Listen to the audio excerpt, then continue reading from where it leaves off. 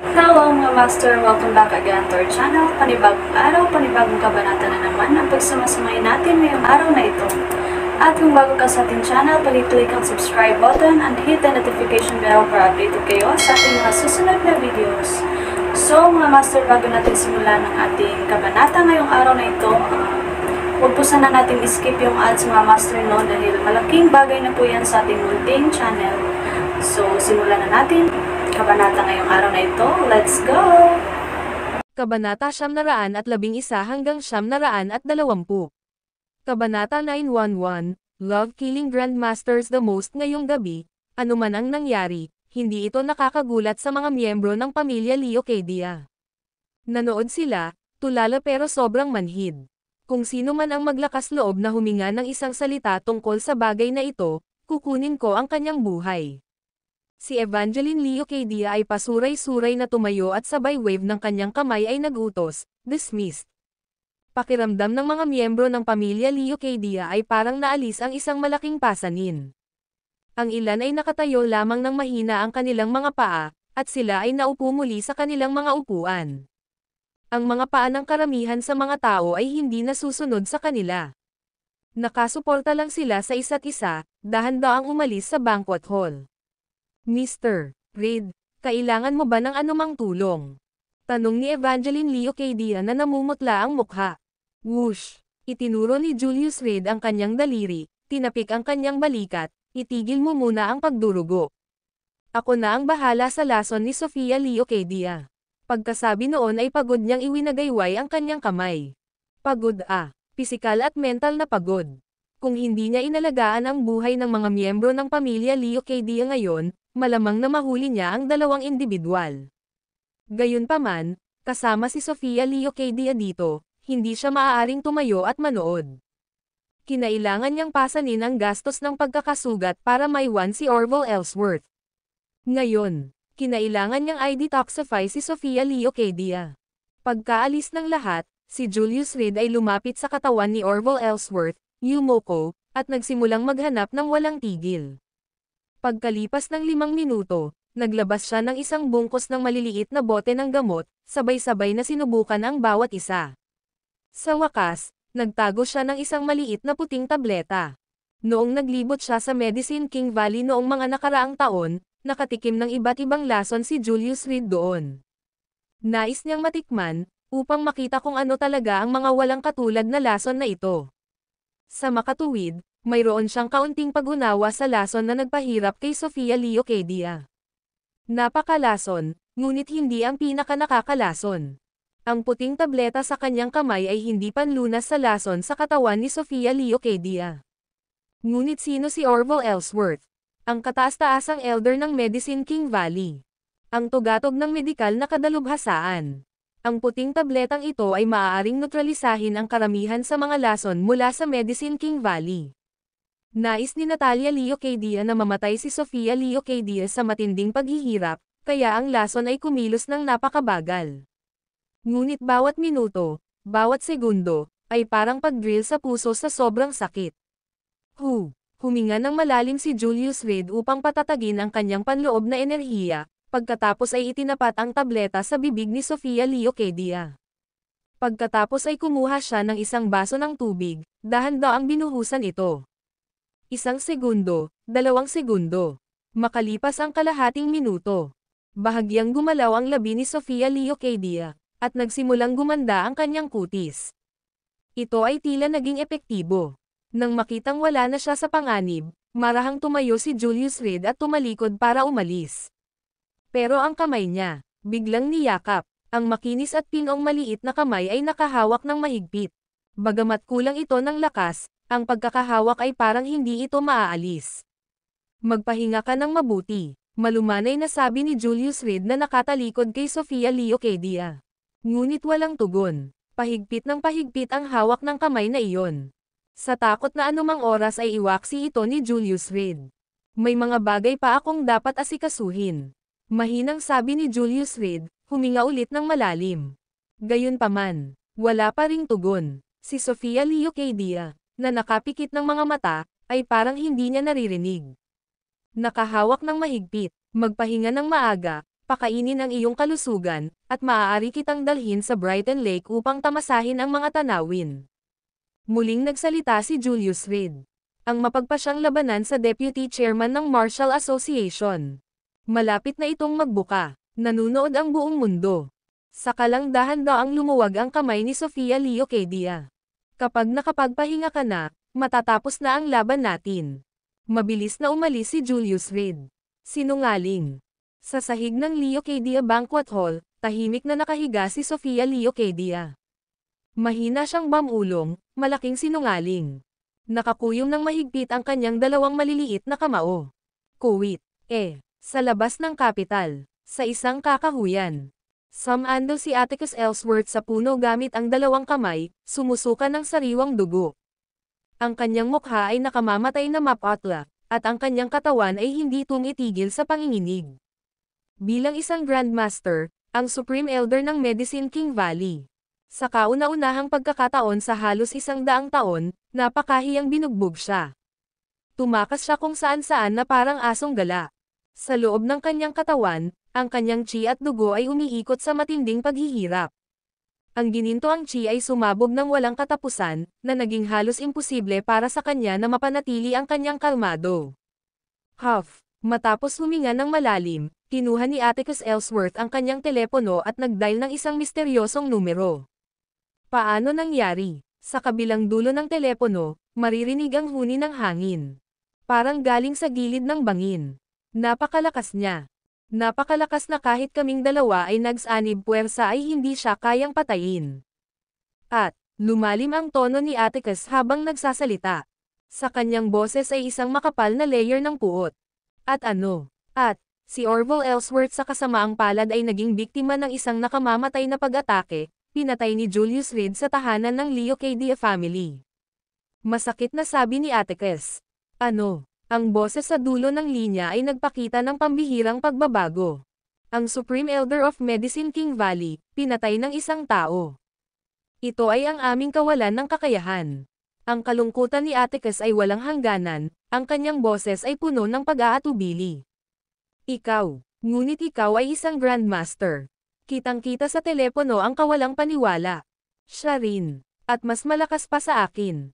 Naaalala ang gininto ang sword chi. Nakaramdam pa rin si Atticus ng pagkagulat sa kanyang kaibuturan. Ito ay masyadong mabigat, kahit bilang isang Grandmaster, hindi niya ito kayang pantayan. Imposible. Naging mahigpit ang boses sa telepono, kilala ko ang lahat ng Grandmaster sa Heaven Rangkang. Sino ang kabataang ito na nagtataglay ng gayong merito at kakayahang itaas sa pagiging Grandmaster? Isang Grandmaster, isang walang katulad na powerhouse. Sa tuwing may lalabas na bagong Grandmaster, maa-update ang Heaven Rangkang.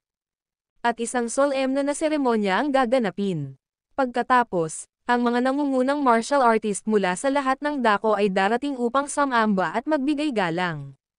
Sa kontinenteng ito, ilang taon na ang nakalipas mula nang lumitaw ang huling Grandmaster. Ang huling nakalista sa mga Grandmaster ay walang iba kundi si Atticus Ellsworth. Pero siya, maaari na niyang utusan si Chi na bumuo ng isang espada, hindi ba iyon ang tanda ng isang Grandmaster? Masakit na sabi ni Atticus. Ngayon ang talam ng Chi sa loob ng kanyang dibdib ay hindi tumitigil sa pag-agos sa kanya. Nakakasira ng internal organs niya. Hindi naman. Tatawagan ko ang Thunder Peak Hall, bumalik ka at pagalingin mo ang iyong mga sugat. Mabuti. At ang bangkay ni Orville. Aayusin ko na may magbabalik. Bukod pa rito, magagamit pa rin ang Ghost Valley. At least, masisiguro natin ang pinagmulan ng dugo. Naiintindihan. Ibinaba ni Atticus ang telepono at huminga ng malalim. On Omicron. Sino nandyan? Umikot siya bigla, puno ng pag-iingat ang tingin niya. Nasa likod niya ang panganib. Bilang isang Grandmaster, naiintindihan niya ang maraming bagay na hindi nakikita ng mga ordinaryong tao. Pagbati. Mula sa kakahuyan ay lumabas ang isang lalaking may hawak na mahabang sibat. Ang lalaki ay may kulay pilak na kulay abo na kutis, at sa kanya, isang kulay dugo na baluti. Sino ka? Pinunasan ni Atticus ang sariwang dugo sa gilid ng kanyang bibig, malamig na tumingin sa lalaking nasa harapan niya, Scram. Kung hindi, Papatayin kita. Siya ay lubhang mahina ngayon at nais na maiwasan ang anumang karagdagang gulo. Isa pa, naramdaman niyang hindi mahina ang lalaking nasa harapan niya. Bagamat ganap na kayang talunin ni Atticus ang lalaki sa kanyang mga kakayahan, siya ngayon ay malubhang nasugatan. Ang kanyang lakas sa pakikipaglaban ay lubhang nabawasan. Patayin mo ako. Napangiti si Hades, na nagpapakita ng hilera ng mapuputing ngipin. Ako ay isang Grandmaster. Huminga ng malalim si Atticus, buong kalmado na sinabi, naglakas loob ka bang hampasin ang isang Grandmaster? Labis kong kinagigiliwan ang pagpatay sa mga Grandmaster, sabi ni Hades sa paus na boses, ngunit nanatili ang kanyang ngiti. Dahan-dahan niyang itinaas ang kanang kamay niya. Sa kanyang kamay, ang pilak na sibat na pinangalan ng Thunderstrike, ay kumikislap na may malamig na kislap sa ilalim ng liwanag ng buwan. Napuno ng nakamamatay na aura ang kagubatan. Ang lakas ng loob mo. Napaungol si Atticus sa galit. I dare. Itinaas ni Hades ang kanyang sibat sa itaas ng kanyang ulo at mabangis itong itinulak pasulong. Ang video na ito ay edited by Urban Storytelling. Kabanata 912, I don't want to make a move his. Ang mahabang sibat ay napunit sa hangin, na may kasamang mapangwasak na aura. Diretso itong bumagsak. Si Atticus Ellsworth ay isang Grandmaster, at naramdaman niya kaagad ang panganib. Sa isang pagtalon, mabilis siyang gumulong pasulong. Boom! Sa likod niya, ang malaking puno na kanina pa niya sinasandalan. Nabasag sa dalawa. Sa break, ang puno ay halos masunog. Thud! Thud! Thud! Bago pa siya makahinga, sinugod na siya ni Hades, pinalo siya ng kamao. Whoosh! Sarado ang kanyang mga ngipin, kinuha ni Atticus Ellsworth ang suntok at pinalipad pabalik. Kahit na siya ay isang Grandmaster, na malubhang nasugatan ni Julius Reed, ang kanyang kasalukuyang lakas ay hindi sapat upang magpatuloy sa pakikipaglaban. Splurt! Matapos itayo ang sarili sa isang puno, nagluwa si Atticus Ellsworth ng isang subo ng dugo. Ang kanyang mga mata ay puno ng makapal na puot. Kung hindi lang dahil sa mga sugat niya, madali niyang madurog ang lalaking nauna sa kanya. Ngunit, malubha ang kanyang mga sugat. Dapat siyang tumakas. Kung magpapatuloy ang labanan, maaari siyang maging multo sa ilalim ng nakatagong kahon ng sandata ng iba. Tatandaan ko ang sama ng loob na ito. Walang gana na sabi ni Atticus Ellsworth, saka tumalikod para tumakbo. Sino ngayon ang nagmamalasakit sa dignidad ng isang Grandmaster? Ang kaligtasan ay mahalaga. Sino subukang tumakbo? Malamig na tumikim si Hades, lumakad papunta sa sirang puno upang kunin ang kanyang mahabang sibat. Yung kanang kamay niya, dahan-daang itinaas. Whoosh! Ang mahabang sibat ay lumipad sa himpapawid. Hinabol siya ni Hades, at sa isang iglap, wala pang 50 metro ang layo niya kay Atticus Ellsworth. Boom! Ang sibat ay tumama na parang dragon. Sumabog ang lupa sa ilalim ng mga paa ni Atticus Ellsworth. Dahil sa kawalan ng bantay, napabalikwas si Atticus Ellsworth at napahampas ng malakas sa lupa. Napuno ng alikabok ang langit.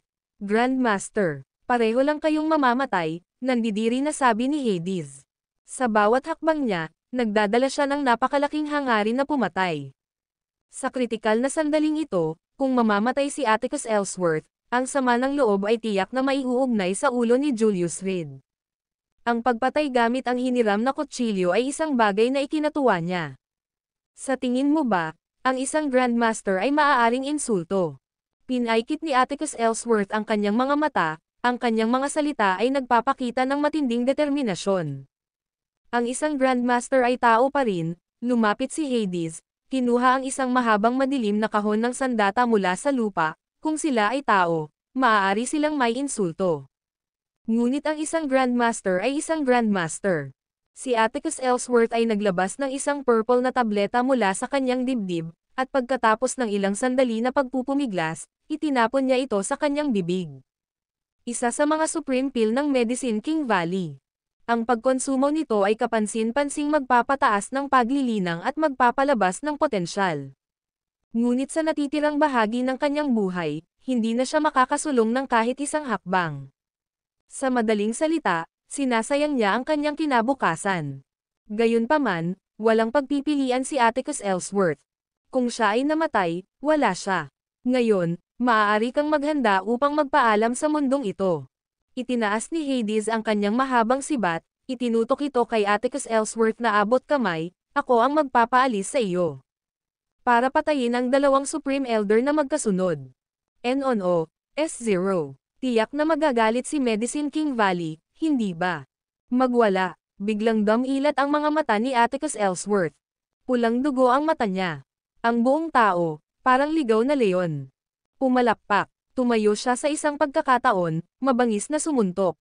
Hinawakan ni Hades ang kanyang mahabang sibat ng paalang at napaatras ng ilang hakbang. Ang pangalawang suntok, bumagsak na naman. Boom!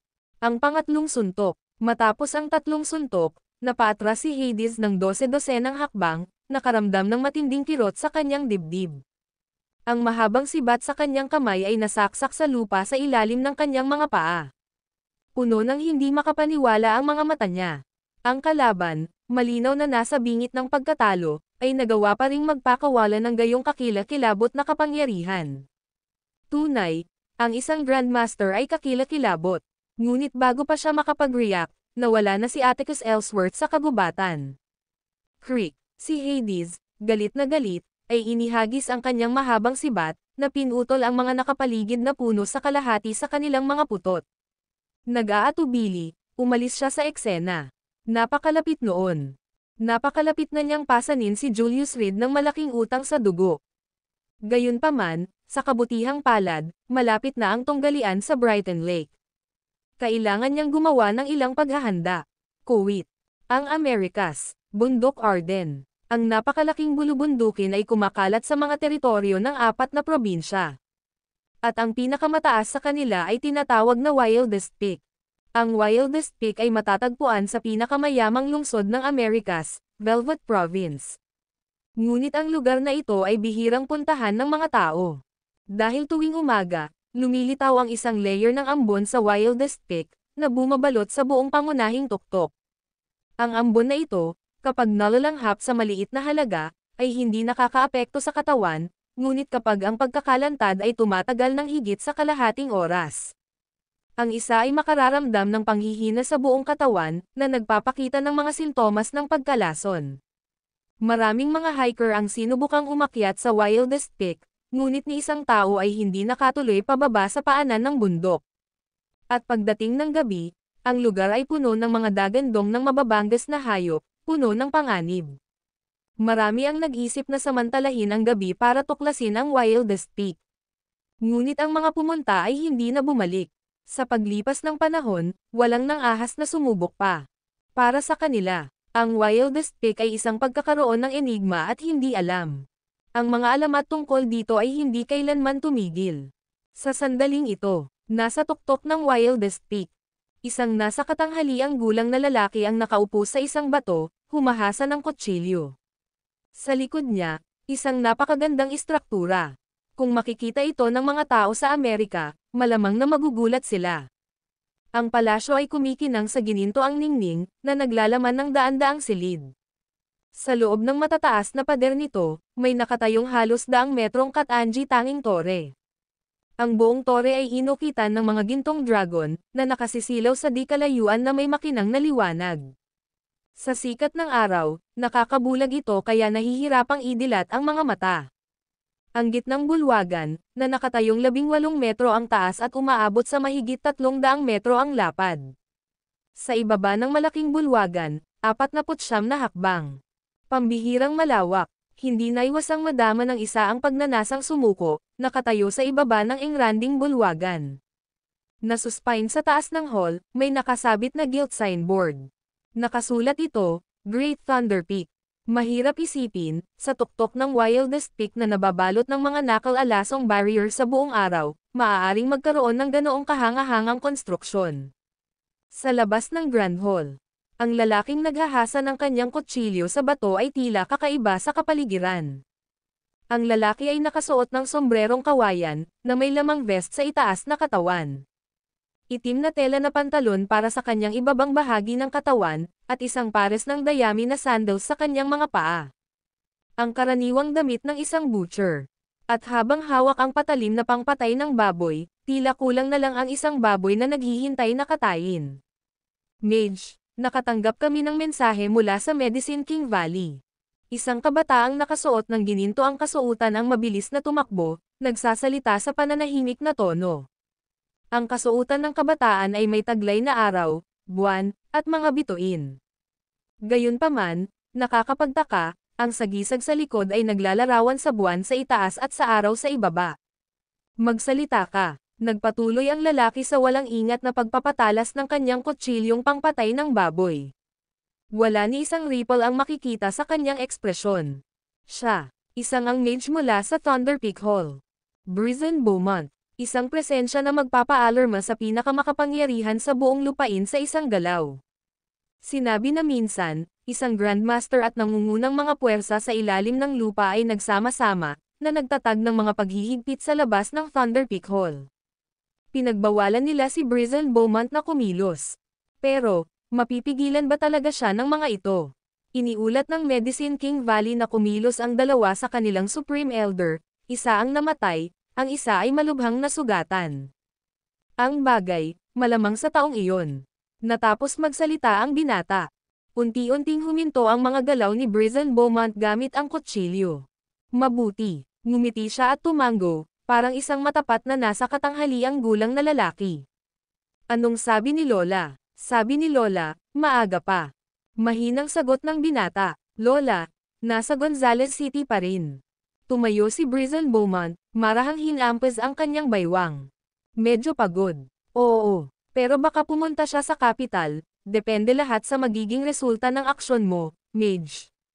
Nagsalita ang binata, kung gayon, pupunta ako sa China ngayon. Tumayo si Brazen Beaumont, bitbit ang kanyang kutsilyong pangpatay ng baboy, at dahan-daang naglakad patungo sa main entrance. Brazen Beaumont, nakalimutan mo na ba ang kasunduan natin? Pagkatayo pa lang niya, isang boses ang umalangaw-ngaw mula sa langit. Ang boses na ito, tulad ng lumiligid na heavenly thunder. Sa palagay mo ba ay hindi ako gumawa ng aksyon sa mga nakaraang taon dahil nag-aalala ako sa inyong lahat? Tumangala si Brazen Beaumont sa langit, marahas na ibinato ang kanyang kutsilyong pangpatay ng baboy. Saksak, sa himpapawid, isang ambon ng dugo ang lumitaw. At pagkatapos, isang bangkay ang nahulog mula sa itaas. Iyon ay dahil hindi ko nais na kumilos. Ang video na ito ay edited by Urban Storytelling. Kabanata 913 Midnight Highway Carmichael Family Mansion. Umupo si Julius Reed sa sofa, nakatingin sa orasan sa dingding. Alas 23, malalim at tahimik ang gabi. Ang buwan ay nakabitin sa itaas ng langit, at sa labas ng bintana, isang kwago ang huni. Ha! Dinampot ni Julius Reed ang isang bote ng coke, pagod na pinunit ang tab. Pinatuyo ito sa isang lagok. Agad na umagos ang malamig na soda sa kanyang lalamunan. Bahagya siyang naging alerto. Naisip mo na ba? Antong hininga siya, inangat ang ulo para tingnan si Templeton Lena na nasa harapan niya. Malinaw na ang lahat, hindi nagsisinungaling si Doug Martinez. Inilatag ni Templeton Lena ang isang mapa sa mesa, na may marka ng ilang pulang tuldok. 3 grupo ang nakalusot, at naabot nila ang isang pinagkasunduan, nagkakaisa. Itinuro niya ang 3 pulang bilog, sa wakas ay huminto sa isang linya, North Suburb Highway. Pagkatapos nilang magtagpo, plano nilang pumasok sa kalsadang ito. Maghanda upang gumawa ng isang hakbang. Dinurog ni Julius Reed ang bote ng coke sa kanyang kamay, at galit na inihagis ito sa lupa, patuloy lang ang mga problema. Inis na inis siya. Sa teorya, pagkatapos mabuhay sa loob ng 10,000 taon, dapat ay nakita niya ang ilang mga bagay. Ngunit ngayon, nagsimulang punan ng kapahamakan ang kanyang puso. Subconsciously, tumingin si Julius Reed sa Dragon King ring sa kanyang kamay. Ang hiya sa singsing ay nagsimulang kumislap ng pulang ilaw. Na-activate na ang Ceiling Dragon Platform, ang mas malalaking problema ay maaaring nasa hinaharap. Pumikit siya, huminga ng malalim. Sa tuwing siya ay nagagalit, ang Dragon King ring ay umiilaw na may pulang ilaw. Ngunit 3 taon na ang nakalilipas, naalala niya na ang singsing ay tila hindi kumilos sa ganitong paraan. Ang lalaking nakaitim na nagbigay sa kanya ng singsing, eksakto. Sakit ng ulo. Hindi matiis na sakit. Marahang minasahe ni Julius Reed ang kanyang mga templo, pagod na pagod. Kahit na may bakas ng inis. Baliw na dragon. Ayos ka lang ba? Nag-aalalang tanong ni Templeton Lena. Ayos lang ako. Bahagyang iwinagayway ni Julius Reed ang kanyang kamay, ngayon. You and Winasapine might need to work harder, hindi maganda ang pakiramdam ko. Please rest assured, hindi malalakas na manlalaban ang mga iyon. Noong mga araw ko sa Seven Clouds Academy, naglalaro pa rin sila sa putikan. Kumpiyansa na nagsalita si Templeton Lena, na puno ng pagmamataas ang kanyang mukha. Seven Clouds Academy. Ang yabang nila noon. Oo nga pala, nakakabilib talaga ang empleyado mo. Sa loob lamang ng ilang oras, nagawa niyang linawin ang mga galaw ng tatlong grupo. Bukod dito, malinaw na naunawaan niya ang kinabukasan nila. Tuwang-tuwa niyang sinabi, pero noon, bakit hindi ko siya nakita sa akademya? Siya ay tinatawag na Wolf Cavalry, ang aking personal na bantay. Napangiti ng mahina si Julius Reed. Ang Wolf Cavalry ay nakaayos sa mga squad, bawat isa ay nagtataglay ng kanilang sariling kadalubhasaan. Ang iyong nakita ngayon ay higit na mahusay sa pangangalap ng impormasyon. Isang araw, makikilala mo ang combat division ng aking Wolf Cavalry. Sa pagsasalita tungkol dito, ang kanyang mga mata ay nagpapakita ng pag-asa. Halos 4 na taon, ang napakalaking pagsisikap na ginugol niya sa pagsasanay sa Wolf Cavalry, nagtaka siya kung kumusta na sila. Pag nakita mo sila, magugulat ka. Talaga, medyo hindi makapaniwala si Templeton Lena, mas mabuti pa ba ito kaysa sa Seven Clouds Academy natin? Makikita mo, pinutol siya ni Julius Reed. Kapag sumalakay ang Wolf Cavalry, mayayanig ang mundo. Noong nakaraan, ang Hari ng Kapatagan ay nagpakita ng kawalang galang sa 10,000 Mountain Alliance, na nangakong Year-Okan ang DeMarco Mount at hulihin ang Dragon King. Ngunit sa susunod na araw, 100 Wolf Cavalry ang naninangil ng 1,000 milya. Direkta nilang nalusutan ang libu-libong cavalry at pinatay ang Hari ng Kapatagan sa loob ng Neo Leocadia. Ang martial community at ang mga sekta ay nayanig lahat dito. Mula sa sandaling iyon, ang pangalan ng Wolf Cavalry ay naging kilala sa buong lupain. Inaasahan ko ang araw na iyon. Inilapag ni Templeton Lena ang mapa sa mesa, aalis na ba tayo? Tara na. Marahang kinurot ni Julius Reed ang kanyang mga temps at mabilis na lumabas ng kwarto. Sa Eastern Suburb Highway sa hating gabi, 100 sasakyan ang mabilis na umaandar. Ang buong highway, sa loob ng 12 kilometro, ay mayroon lamang ganitong linya ng mga sasakyan. Look, kaya ba talaga natin ta? Narinig ko na kahit na matapos ang kanyang mga pagkatalo sa Solan Mountain, halos hindi nito nakalmo ang Mad Dragon. Sa loob ng isang itim na SUV sa gitna, 4 na tao ang nakaupo. Bukod sa driver, ang natitira pang 3 ang namumuno sa operasyong ito. Hindi ko kailanman inisip ang mga tao mula sa Solan Mountain. Hindi naman sa hindi abot kamay ang kanilang combat power, pero mali lang ang kanilang panimulang punto. Umiling ang pinuno mula sa Eastern Island, paano magagamit ang brute force laban sa Seven Clouds Academy. Nangangailangan ito ng tuso. Mahirap sabihin. Hindi ba't ang Starlight Group sa Central Plains ay nakaharap din ng matinding pagkatalo? N0 no G0, S Omicron. Maaari mong sabihin na ang mga mula sa Solan Mountain ay dim-witted, ngunit paano ang Starlight Group? Isang batikang organisasyon ng Shadow Warrior, ngunit nawalan sila ng 12 ng tao sa loob ng ilang araw. Ang babaeng may blonde na buhok ay bahagyang nagpaikot-ikot sa kanyang buhok, bakas sa kanyang mukha ang pang-aalipusta. Kung kayo ay taga-Eastern Island ay lilipat, natatakot ako na hindi kayo gagawa ng mas mahusay kaysa sa Solan Mountain at Starlight Group. Ang tatlo ay kabilang sa iba't ibang organisasyon. Eastern Island, Green Clan, at Crane Roaring Mountain. Ang babae ay mula sa Crane Roaring Mountain, at sa mga tuntunin ng katayuan, siya ay mas mataas kaysa sa mga mula sa Eastern Island at Green Clan. Ang Eastern Island ay isang grupo ng mga mangingisda noong unang panahon. Dahil sa desperasyon, tinahak nila ang landas na ito. Sa paglipas ng mga dekada, ang isla ay umunlad ng malaki, at maraming mga eksperto ang lumitaw sa kanila. Hey, maaaring hindi iyon ang kaso. Ang misyon na binigay sa akin ng aming Panginoon sa isla ay ang outsmart. Kung gusto ninyong magka-strong arm itong dalawang grupo, Huwag niyo akong sisihin sa hindi pagsali. Ang pinuno mula sa Eastern Island ay sumandal sa likurang upuan, at sumulyap sa kanyang relo.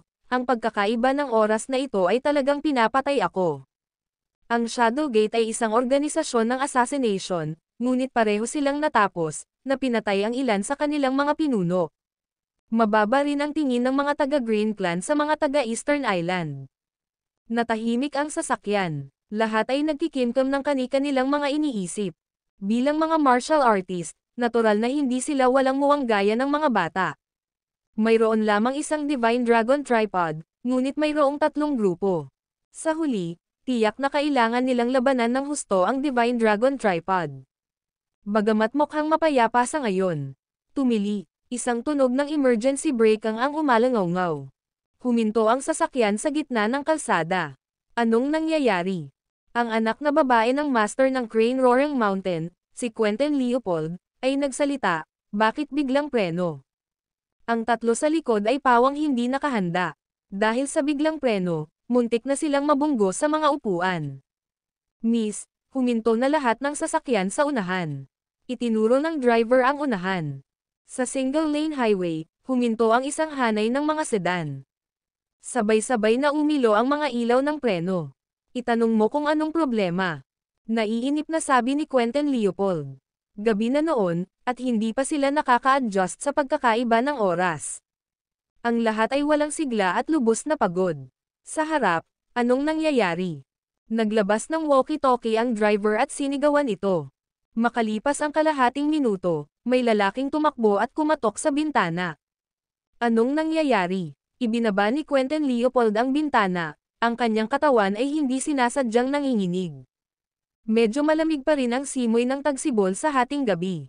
May malaking butas na hinukay sa kalsada, walang makalampas sa atin.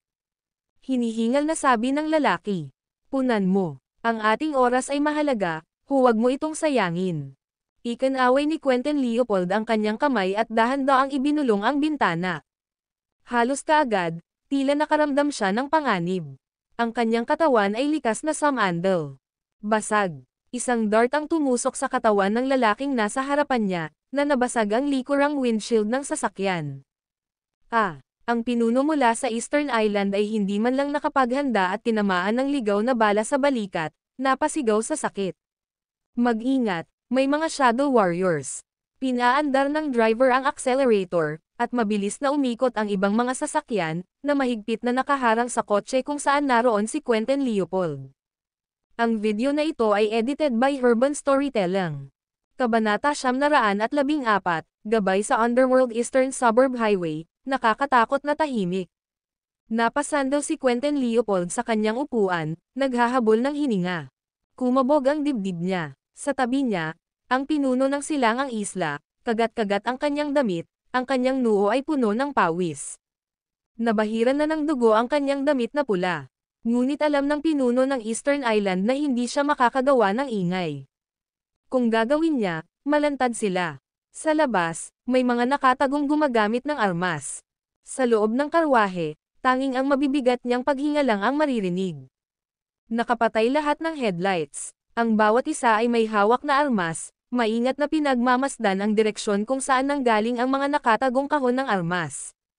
Pero, napakadilim noon. Totoo ang kasabihan. Kadiliman sa lahat ng dako, panganib na nakaabang sa lahat ng panig. Lahat sila ay mula sa organisasyon ng Shadow Warrior, at natural na alam ang kanilang paraan. Pagkatapos ng maikling pagkabigla, mabilis nilang inayos ang kanilang pormasayon. Biglang umikot ang mga sasakyan sa harapan, ang mga headlight nila ay agad na nagliliwanag sa lugar sa tabi ng kalsada. Tapos, walang tao. Ikaw, sumunod ka sa akin. Mabilis na bumaba ng sasakyan ang mga miyembro ng Green Faction, handang mag-scout sa paligid. Upang matiyak na walang mga kaaway sa loob ng 500 metro. Batay sa tunog ng mga nakatagong kahon ng armas, matutukoy nila na ang kalaban ay hindi hihigit sa 300 metro ang layo. Sa loob ng 300 metro, tiyak na maaalis ng mga miyembro ng Green Faction ang anumang target na nakita nila. Huwag magpanik. Baka nagkamali. Ang pinuno ng Green Faction, na mahigpit ding nakadikit sa upuan, ay tumingin kay Quentin at sinabing, kung hindi, sa napakarami sa atin, hinahanap ba nila ang kamatayan? Sa kakayahan ng ating tatlong koponan, ilang organisasyon sa mundo ang maglalakas loob na hamarang sa ating daanan. Crane Roaring Mountain, Eastern Island, Green Faction. Tatlong pangunahing organisasyon ng Shadow Warrior. Bagamat hindi kasing sikat ng Sulan Mountain at Shadowgate, mabigat din ang pinagsamang puwersa ng tatlong ito. Bukod dito, dinala nila ang kanilang mga elite sa paglalakbay na ito. Sinadya pa nilang magkaroon ng direktang paghaharap sa Seven Clouds Academy. Ang pagkawala ng isang empleyado sa daan ay nakakainis, kung sabihin ang hindi bababasa. Damn it, dapat natin silang hulihin at pahirapan ng buhay. His. Namutla ang pinuno ng Eastern Island, nananatiling katahimikan ng 1 minuto bago mabilis na naglabas ng first aid kit mula sa kanyang baywang at idiniin ito sa kanyang sugat. Itigil ang pagdurugo. Para sa mga Shadow Warriors na tulad nila, na patuloy na dinilaan ang dugo sa gilid ng talam, ang mga pinsala ay karaniwan. Lahat sila ay may dalang emergency kit sa kanilang katawan. Hinubad niya ang kanyang pangitaas na sando at ibinalot sa kanyang balikat ang medicated bandage na binasa ng hemostatic. Tulad ng para sa dart, kailangan itong manatili sa loob sa ngayon. Walang oras upang alisin ito. Patayin muna, tapos pag-usapan. Malas, galit na nagmura ang pinuno ng Eastern Island. Ang paglalakbay ay nagsimula ng hindi maganda, wala pa silang nakitang kahit sino mula sa Seven Clouds Academy bago nagtamo ng mga pinsala.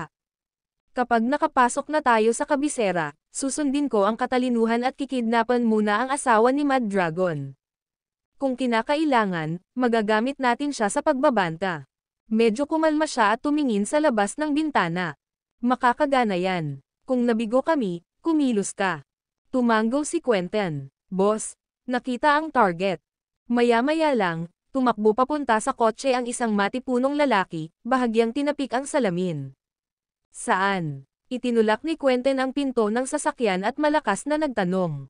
300 metro sa kanluran, kontrolado ng ating mga tao ang target. Gusto mo bang tingnan? Itinuro ng matipunong lalaki ang likod niya, humihingal habang nagsasalita. Tara na. Pinaikit ni Quentin ang kanyang mga mata at mabilis na sinundan ang matipunong lalaki. Sa likuran niya, ang 2 pang underbosses ay bumaba din sa kotse, na gustong makita kung sino ang gumawa ng hakbang. Hayaan mo akong harapin ang bastos na ito mamaya. Galit na sabi ng pinuno ng Eastern Island. Ang dart ay makapangyarihan, nabasag nito ang buto ng balikat niya.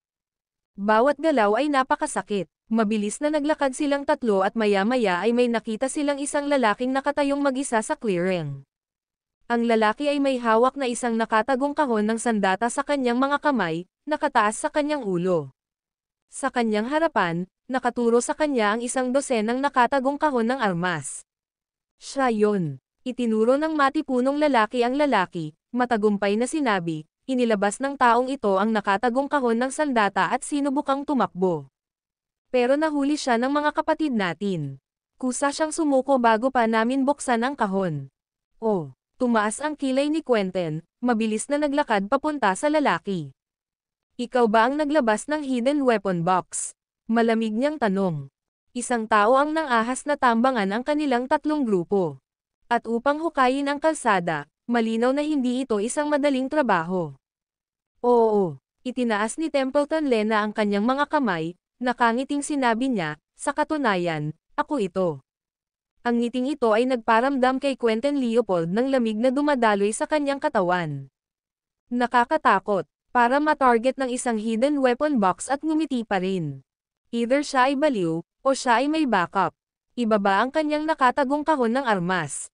Palaging hindi mapalagay si Quentin Leopold. Hanggat nasa kamay pa ng kalaban ang hidden weapon box, pakiramdam niya ay may masamang mangyayari. Kahit na may mahigit 12 nakatagong sandata na nakatutok sa kanya. Pero sa puso niya, may naramdaman pa rin. Damn it. Ang mekanismo ng nakatagong kahon ng armas ay medyo tumpak, dumiretso ito sa aking mga buto. Dalhin mo sa akin, mabangis na sabi ng amo ng Eastern Island. Palagi na lang siyang layaw sa isla, kailan pa siya na-suffocate ng ganito. Nakakahiya, manatili ka. Isang miyembro ng Crane Roaring Mountain, na may hawak na kahon ng sandata, ay lumapit kay Templeton Lena, kumilos ka, at papatayin kita. Pagkatapos magsalita, inabot niya, sinusubukang agawin ang nakatagong kahon ng sandata. Mukha ba akong isang tapat na tao sa iyo? Templeton Lena chuckled with a sneer, at biglang hinawakan ang leeg ng lalaki. Whoosh! Sa kanyang mga kamay, isang balumbon ang biglang bumukas. Daan-daang mga kumot ang lumipad sa hangin. Sunog. Grabe ang pagbabago ng mukha ni Quentin Leopold.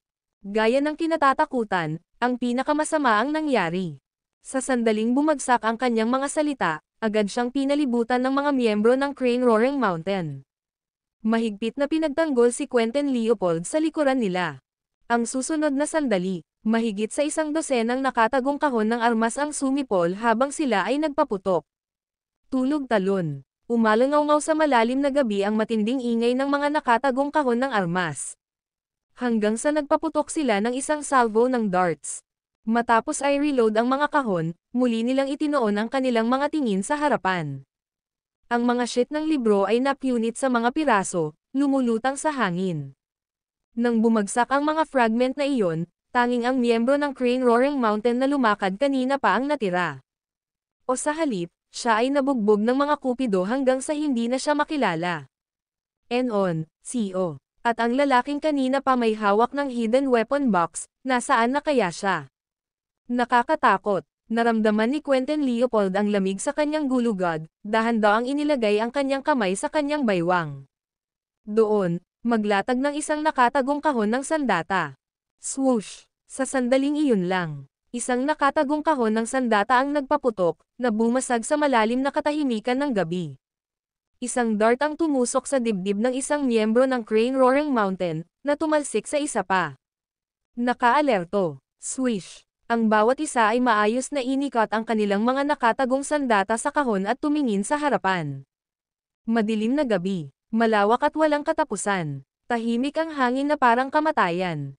Ang bawat tao ay matinding nanunood sa unahan, mahigpit na nakakapit sa nakatagong kahon ng sandata. Ang kanilang mga lalamunan ay paminsan-minsan ay kumikibot, ang mga nerbiyos ay nakaunat sa punto ng pagkasira. Nagsimulang kumalat ang takot at pagkabalisa.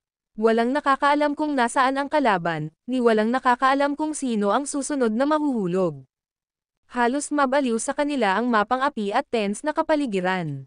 Boom! Noon lang, biglang nagliyab ang convoy. Mahigit sa 100 sasakyan ang magkakaugnay, na nabaon sa dagat ng apoy. Damn it! Malalim na nagsalubong ang mga kilay ni Quentin Leopold, nagkagulo tayo. Kung walang sasakyan, makukulong sila sa ibang bansa. Mga gamit, armas, bala, lahat sa mga sasakyan. Maliwanag, ang kalaban ay dumating na handa. Click! Sa sandaling iyon lang. Isang nakakabulag na maliwanag na ilaw ang agad na lumiwanag. Sa harap ng liwanag, 3 figure ang lumitaw. Hello, maligayang pagdating sa lahat, ako ang iyong gabay sa Netherworld, Templeton Lena. Ang video na ito ay edited by Urban Storytelling. Kabanata 915, mga itim na tao dala ang kabaong, sino nandyan? Nakakulong na parang multo. Ang pinuno ng Green Faction ay humakbang pasulong, isang nakatagong kahon ng sandata sa kanyang kamay. Sinubukan niyang magpuntirya, ngunit hindi siya makakita ng malinaw. 3 hindi malinaw na figure lamang ang patuloy na gumagalaw sa harap ng maliwanag na liwanag. Masyadong nakakasilaw ang liwanag. Nakakasakit ng mata ng mga tao. Sinabi ko na sa iyo, ang iyong gabay sa Netherworld, Templeton Lena. Ang isa sa mga figure ay dahan-daang itinaas ang nakatagong kahon ng sandata sa kanyang kamay at hinayla ang gatilyo. Whoosh! Isang nakatagong kahon ng armas. Ang mga lalaki sa tabi ng pinuno ng Green Faction ay nahulog sa lupa. Ang dart ay tumama mismo sa pagitan ng mga kilay. Magaling ka lang sa labas, bakit pumunta dito naghahanap ng kamatayan? Bumagsak. Narinig ang tunog ng isa pang nakatagong gatilyo ng kahon ng armas na hinayla. Whoosh! Nabasag ang kahon. Ang isa pang lalaki ay nahulog sa pool ng dugo. Atake. Sa ganitong sitwasyon, sila ang mga isda sa chopping board, sa awa ng kutsilyo ng Verdugo. Hindi sila handang sumuko, gusto nilang lumaban hanggang kamatayan. Tulog-talon. Umalangaw-ngaw ang tunog ng mga nakatagong kahon ng armas, ang mga casing na tumatama sa lupa. Ito ay tuloy-tuloy. Itinaas din ni Quentin Leopold ang kanyang kamay at nagpaputok ng ilang mga nakatagong kahon ng armas patungo sa mga figure. Isa pang alon ng darts ang pinakawalan. Ang paghinga ng lahat ay naging napakabilis. Dahil sa harap nila, ang tatlong figure ay nakatayo pa rin sa kanilang orihinal na pwesto. Hindi sila naapektuhan kahit kaunti. Bumagsak. Ang tunog ng pangatlong nakatagong gatilyo ng sandata na hinayla. Muling narinig.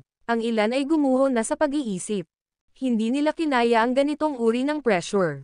Ang presyon ng kamatayan. Sisingilan. Ang pinuno ng Eastern Isle ay may hawak na isang nakatagong kahon ng sandata, ganap na hindi pinapansin ang kanyang sugat sa balikat, at galit na sumugod. Ngunit sa sandaling iyon, nagsimulang tumugtog ang tunog ng musika. Napahinto ang lahat sa kani-kanilang landas. Nakatitig sa pagkamangha. Nakita nila ang isang grupo ng mga tao na naglalakad palabas mula sa ilalim ng malaking spotlight, kasing liwanag ng araw. Sa saliw ng musika, ang grupong ito ng mga tao ay naglalakad at lumokso, na may bitbit sa kanilang mga balikat. At si Templeton Lena, hawak ang nakatagong kahon ng sandata, ay umatras. Pag-clear ng landas para sa pangkat na ito. 1, 2, 7. Pinoprotektahan ni Quentin Leopold ang kanyang mga mata mula sa liwanag, at sa mga puwang sa pagitan ng kanyang mga daliri, malinaw niyang nakita ang 7 tao na may bitbit na parang isang kahon. Naglalakad at tumatalon, kasabay ng musika, sa tahimik na highway sa disyerto, tila nakakakilabot ito. Ako ang mangganguna sa paniningil. Hindi na nakapagpigil ang pinuno ng Eastern Isle. Huwag kang impulsive. Hintayin natin kung ano ang mangyayari. Lumapit si Quentin Leopold para pigilan siya, ang kalaban ay nasa dilim habang tayo ay nasa bukas. Gusto mo pa bang umatake ng hiwalay sa oras na ganito? Pero, ang pinuno ng Eastern Isle, na mapatla ang kanyang mukha, ay inapakan ang kanyang paa ng ayaw, maghihintay na lang ba tayo ng kamatayan? Una, tingnan natin kung anong trick ang nilalaro nila. Masakit ang mga mata ni Quentin Leopold. Masyadong maliwanag ang ilaw. Ang 7 tao ay palapit ng palapit.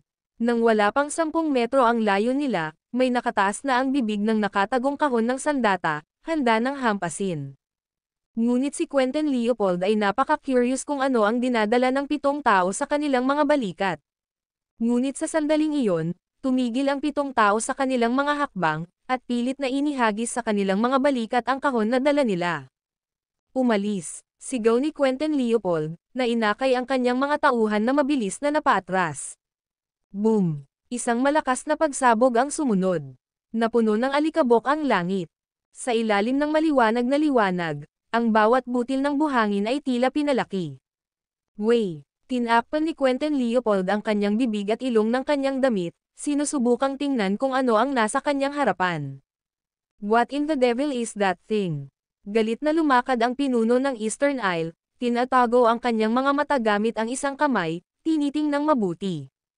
Tapos, nanlaki ang mata niya sa gulat. Ano iyon? Tanong ni Quentin Leopold mula 10 metro ang layo. Isang kabaong. Ang pinuno ng East Coming Island ay nagbago ng husto. Isa talaga itong malaking pulang kabaong. Sa bawat gilid ng kabaong, 3 itim na lalaki ang iginuhit, at sa harap, mayroon pa ring isang itim na lalaki. Ang mga kaibigan ay nagmumula sa malayo, nagdadala ng isang kabaong para sa iyo upang manirahan. Whoosh! Nabasag ang dart sa hangin. Klang! Tulad ng pag-iisip ng pinuno ng East Coming Island na siya ay babarilan, nakita niya ang dart na tumatama sa kabaong. Haha! Ayaw ng langit na mamatay ako.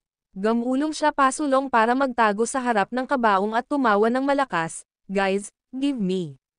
Ngunit bago pa niya matapos ang pangungusap, bigla siyang natahimik.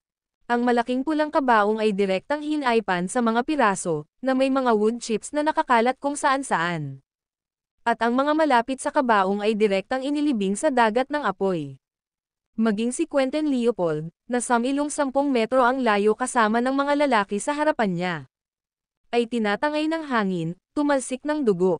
Para naman sa pinuno ng East Coming Island, siya ay naging abo. Mag-swipe, lumamlam ang mga ilaw. Lumamlam hanggang sa puntong kitang-kita na ng lahat ang iilang tao sa di kalayuan. Pinili mong hindi tahakin ang landas patungo sa langit ngunit pumasok sa walang pintuan na impyerno. Tumayo si Julius Reed na nakahawak ang mga kamay sa likod niya, dahan-daang lumapit sa kanila. Sino ka ba talaga? Sa lupa, desperadong tanong ni Quentin Leopold habang dumura siya ng dugo. Miyembro sila ng isang assassination organization, hindi kukulangan. Kahit na ang mga tulad ng Crane Roaring Mountain ay halos na-recruit ng organisasyon ng Deep Code sa isang punto. Ngunit ang gayong lakas ng pakikipaglaban, hindi nito kayang tiisin ang labanang ito. Isang panig. Massacre. Sino ang hinahanap mo? Walang pakialam na tanong ni Julius Reed. Ikaw ba? Mad Dragon. Desperasyon sa mga mata ni Quentin Leopold. Hindi siya nabuhay sa panahong iyon. Nabalitaan lang niya sa kanyang ama na ang Mad Dragon ay isang alamat noong araw. Ngunit sa ngayon, ang mga bagong kababalaghan ay bumangon. Tila nakalimutan na nila ang Mad Dragon, isang alamat na masyadong luma para sa kanilang henerasyon. Tama, tumanggo si Julius Reed, nakatayo sa harap ni Quentin Leopold, akala ko may darating na mabigat. Kung alam kong marami ka, isang bungkos ng bulok na isda at hipon, bakit ako nag-abala pang pumunta ng personal? Pagkadismaya. N-0, Omicron. Ang gayong pagkabigo. Nakatanggap siya ng mensahe na iniisip na ang grupong ito ay kakilakilabot. Upang maiwasan ang mga hindi kinakailangang pagkalugi, dinala niya ng personal ang Templeton Lena at Vanessa-Pine. Ngunit tulad ng nangyari ngayon, hindi sila umabot sa unang suntok. Akmang lilipat na sana siya nang biglang tumunog ang phone niya. Nang makita ang numero sa screen, bahagyang kumunat ang noo ni Julius Reed. Ano ito? Sovereign, nakahanap ako ng ilang impormasyon. Sa telepono, dumating ang boses ni Cold Nelson. Malalim, nakakahimbing pa. Magsalita ka, mahinang sabi ni Julius Reed, habang sinenyasan ng kanyang kamay sina Vanessa-Pine at Templeton Lena na kunin ang dark box sa lupa. Pinlano nilang tapusin ang problema sa simula. Bago ang iyong insidente, nagkaroon na ng mga bitek sa loob ng 10,000 Mountain Alliance. Sa iyong 4 na personal na kasambahay, 3 ang nagsimulang ihiwalay si Isabella Worm kalahating taon na ang nakalipas. Noon, maraming traidor na nakilala namin ang nagsimulang maging komportable kay Isabella Worm. Sa pagtatapos ng kanyang mga salita, bahagyang nanginginig ang boses ni Cold Nelson. Ito ay pangunahing katalinuhan. Nabigo siya sa kanyang tungkulin, ngayon lamang niya napagtanto na ang bahay ng soberano ay nasusunog sa kanyang likuran. Dapat kanina mo pa ito napansin. Huminga ng malalim si Julius Reed at hindi umimik, continue the investigation. Nasa DeMarco Mount pa ba ang 3? Ang mga kasambahay ng soberano ay hindi pinayagang umalis sa bundok ng DeMarco.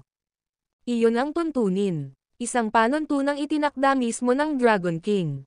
Tungkol sa usapin ng Isabella Worm, dapat itong maimbestigahan ng maigi. Alam mo kung ano ang nararamdaman ko sa kanya. Magtiwala ka, soberano. Cold Nelson affirmed decisively, talagang malalampasan ko ito. Sa kasalukuyan, ang DeMarco Mount ay nasa ilalim ng mahigpit na seguridad, hindi ako makakabalik sa ngayon. Mabuti. Ibinaba ni Julius Reed ang telepono, nakaramdam ng hindi pagkakaunawaan. Linisin mo ito. Malamig niyang pinagmasdan ang mga Shadow Warriors sa harap niya at tumalikod para umalis. Maghintay. Napasigaw sa gulat si Quentin Leopold, Isabella Worm, babae ba siya? May marka ng kagandahan sa kanyang mukha. Anong sabi mo? Umikot si Julius Reed, may apoy sa kanyang mga mata. Ang video na ito ay edited by Urban Storytelling. Kabanata 916 na Silly Sweet White, ay siya ba? Gulat na tanong ni Quentin Leopold. Binanggit lang niya ito ng palipa-oras, maaaring. Magsalita ka. Walang pakialam na nagtanong si Julius Reed, kung mahahanap kung mahalaga ang iyong mga salita, baka hindi kita mahuli. Sa mukha ni Isabella Worm, talagang may marka ng kagandahan. Pero paano nalaman ng babaeng ito? Noong nakaraang taon, nang pumunta kami ng tatay ko sa Thunder Peak Hall para ipagdiwang ang kaarawan ni Lola Zaihua, nakakita ako ng babaeng nagngangalang Isabella Worm. Sinubukan ni Quentin Leopold na alalahanin, ngunit ang kanyang katawan ay nanginginig ng walang tigil. Kamatayan, o kamatayan. Siya ay walang takot dahil sa kanyang kawalan ng karanasan, at sa kabila ng malakas na dissuasion ng kanyang ama, nagpasya si Quentin Leopold na personal na manguna sa koponan. Gusto niyang kunin ang Divine Dragon Tripod at mapahanga sa Crane Roaring Mountain. Ngunit ngayon, mayroon siyang nakatagong sandata na nakatutok sa kanyang ulo. Siya ay malubhang nasugatan, nakulong na walang daan palabas. Sa oras na iyon, gumagalaw ang kanyang lalamunan habang unti-unting nawawala sa kanyang mga alaala. Noong oras na iyon, may nakatayong babae sa Grand Hall. Ang kanyang mukha ay natatakpan ng manipis na belo, ngunit kahit sa pamamagitan ng belo, ramdam ko na ito ay isang maselang mukha. At may marka ng kagandahan. Pagkatapos ng bagong taon, ang Thunder Peak Hall ay puno ng mga tao, ngunit ang babae ay maganda, lalo na ang kanyang aura, na hindi niya malilimutan sa isang sulyap.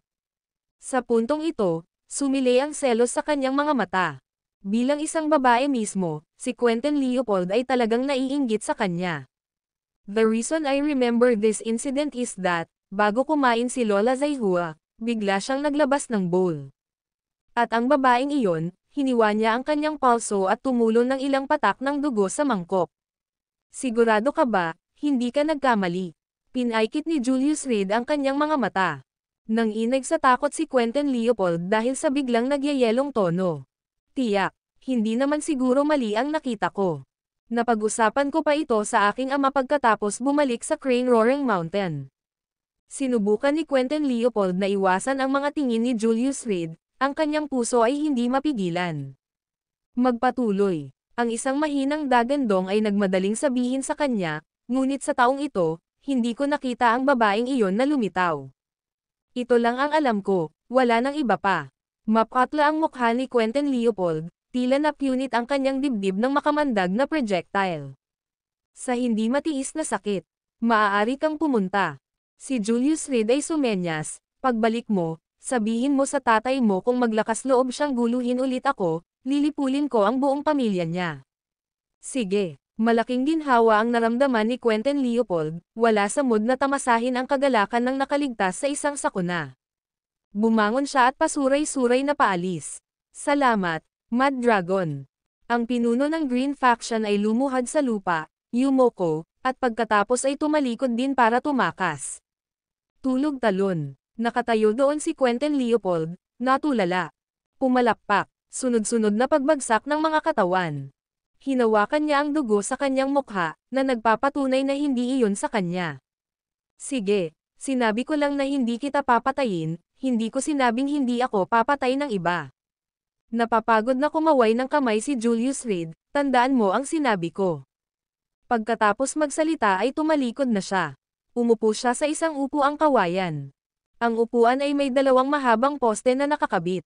Mabilis na lumapit ang 7 itim na lalaki na may bitbit na kabaong kanina at itinaas ang upuang kawayan. Umuwi na tayo. Tumawag si Templeton Lena, at ang upuang kawayan ay mabilis na lumipat patungo sa urban district ng kabisera. Kuwait, madilim ang gabi. Matagal nang natulog ang lahat. Gayunpaman, ang ilan ay napahamak sa kawalan ng tulog. Sa isang bahay na 50 kilometro ang layo mula sa kabisera. Si Lily Jordan, hawak ang longsword, ay tumingin sa Nine Spirits. Tumabi sa kanya si Christian Martinez. Matagal kang nawala, akala ko patay ka na. Naka-cross-legged ang Nine Spirits sa isang kangbed, isang Brazil sa tabi niya.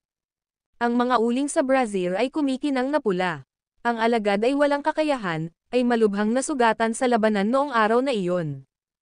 Ibinaba ni Lily Jordan ang kanyang ulo, ang kanyang boses ay naging malambot at mahina. Guro, ang aking kapwa-alagad siya Euro Broken Bar. Lumabas ka. Bago pa matapos si Christian Martinez, galit na nagmura ang Nine Spirits, this is not any of your business, umalis ka kaagad. O Euro Broken Bar, saan kaya mangangahas si Christian Martinez na suwayan ang kahulugan ng Nine Spirits? Agad siyang tumalikod at lumabas ng kwarto. Sa silid, tanging guro at disipulo ang naiwan. N0 no Omicron, Omicron. Sabihin sa akin ang tungkol sa iyong mga karanasan noong panahong nawala ka. Pinainit ng Nine Spirits ang kanyang mga kamay sa apoy ng uling. Noong unang bahagi ng tagsibol, ang kabisera ay lalong malamig. Lalo na sa gabi, ang temperatura ay bumaba pa sa ibaba ng 0. Kahit na ang karaniwang bahay na ito ay nakaramdam ng lamig. Pagkatapos mabaygo ang pagtatangkang pagpatay, ako ay kinuha ni Julius Reed. Siya Euro Broken Bar. Sa puntong ito, namumula ang mga mata ni Lily Jordan, at ibinaba niya ang kanyang ulo sa hinaing. Magsalita ka, huwag kang umiyak Euro Broken Bar.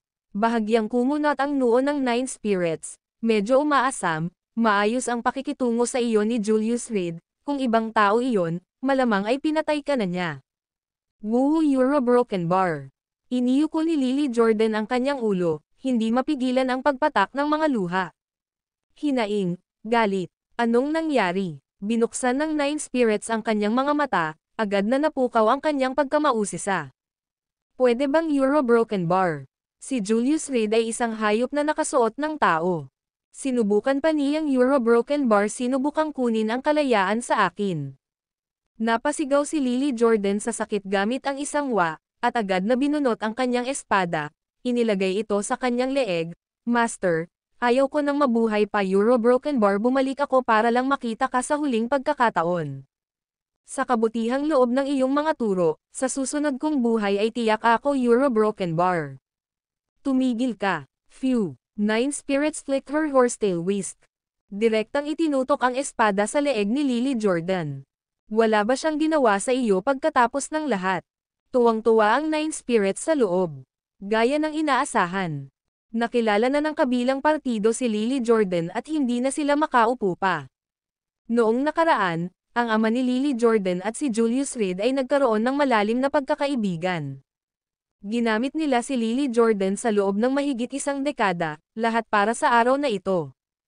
Ayon sa impormasyong ipinadala ni Lola Zaihua, personal na binisita ni Julius Reed ang Medicine King Valley ngunit hindi nakuha ang antidote.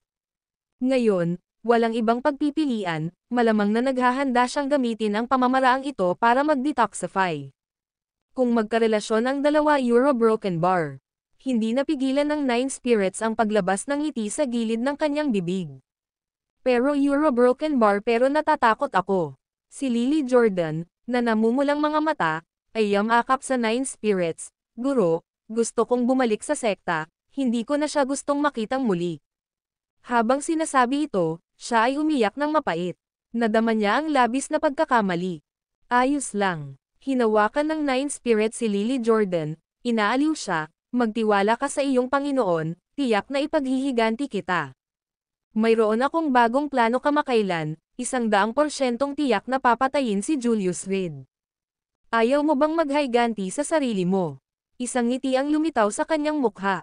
Dahil hindi na napigilan ni Julius Reed ang sarili, hindi na niya inisip na magdagdag ng panggatong sa apoy. Pinapadali ang kanilang mabubuting gawa. Hindi, ayoko nang maghiganti. Sa tuwing nakikita ko siya, natatakot ako. Natatakot talaga ako na kung siya Euro Broken Bar. Galit na umiling si Lily Jordan, na nagsalita sa takot, Master, malapit na sa pagkakataong ito, kaunti na lang at na-violate na ako Euro Broken Bar. Ayos lang. Dapat kang makinig sa iyong Panginoon. Siyam na espiritu ay nagsalita na may medyo mahigpit na tono, magtiwala ka sa iyong amo. Paanong hindi ko may paghihiganti ang aking mabuting alagad kung sila ay napinsala? Matulog ka na ulit, magpahinga ka muna. Sish Euro Broken Bar. Dahan-daang lumayo si Lily Jordan sa Nine Spirits, namamagana ang mga mata niya sa pag-iyak. Guro, pinaalis siya ng iyong alagad. Bulong niya na may dalang takot pa rin ang boses niya. Magpahinga ka ng mabuti. Tuwang-tuwang sabi ng Nine Spirits. Oo, kinuha ni Lily Jordan ang longsword mula sa lupa at dahan-daang umalis sa common house. Pagkatapos mag-walk out, ang kanyang ekspresyon ay biglang naging sobrang malamig at walang pakialam. Akala ko ba isa lang akong walang muwang at matamis na tanga?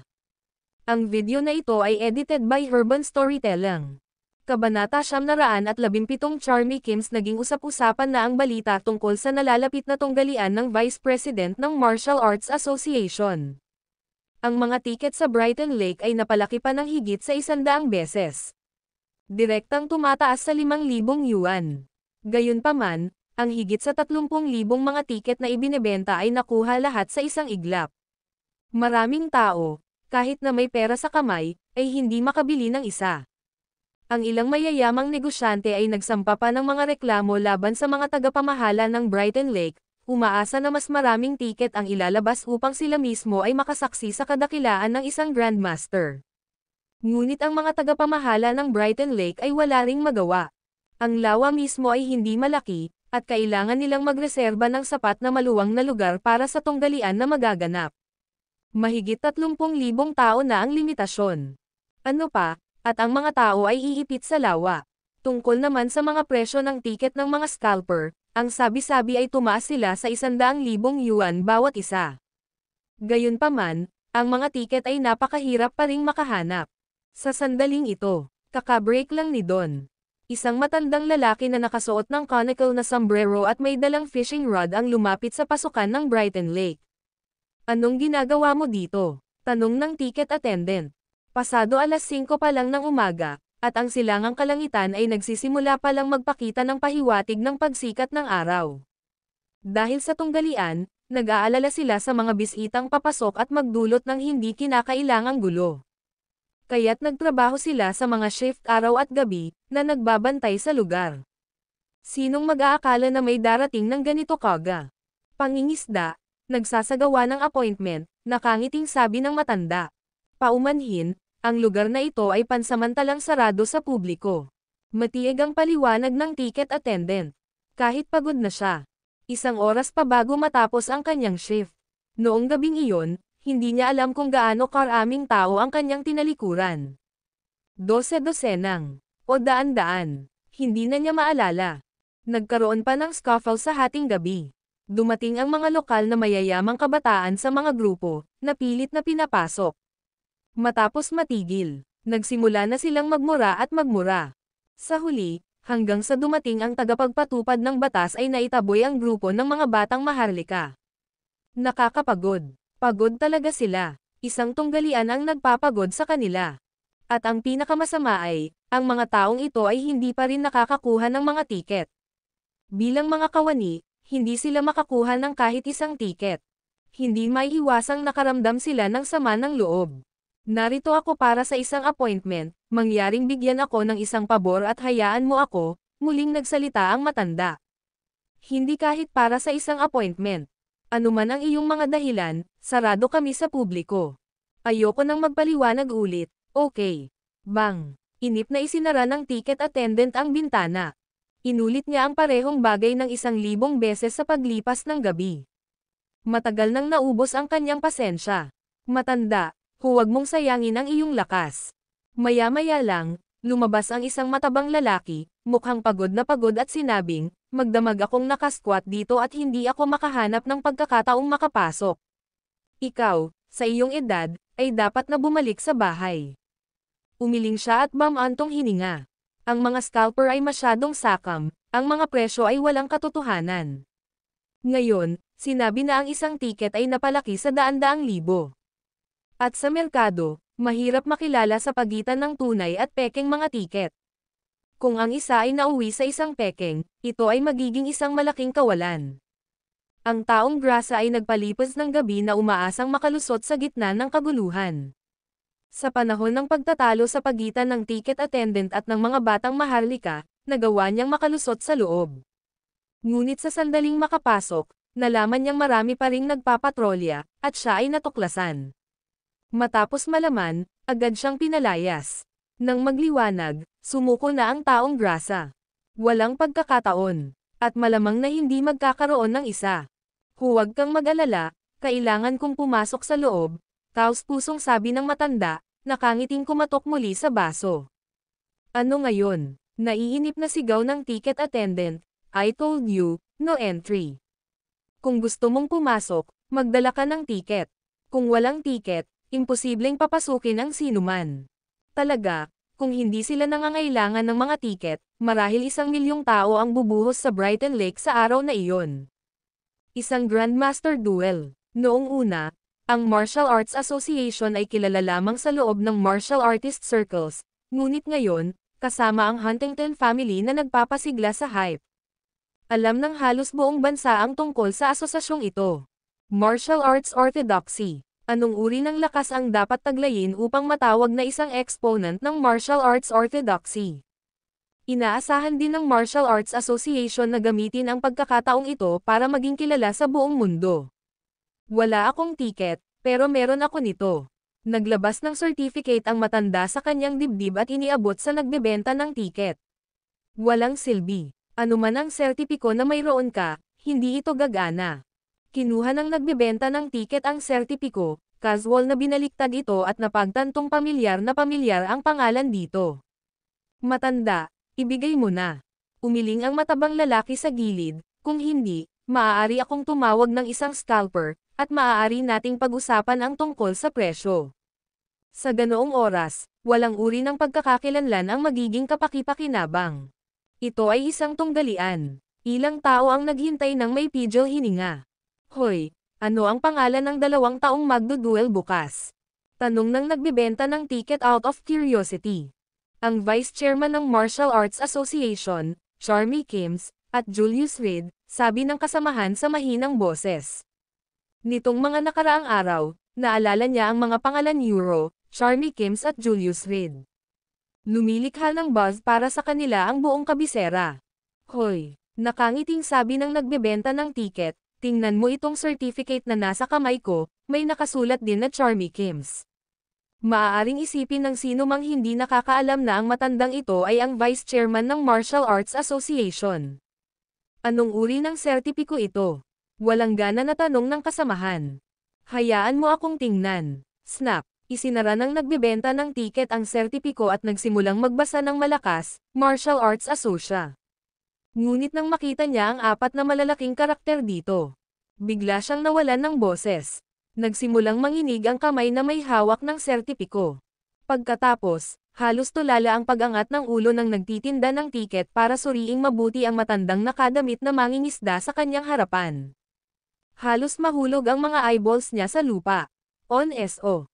Okay na ba ngayon? Binawi ni Charmy Kims ang certificate, nakangiting nagtanong. Oo, oo. Bumigay ang mga paa ng nagbebenta ng tiket, at napasandal siya sa upuan.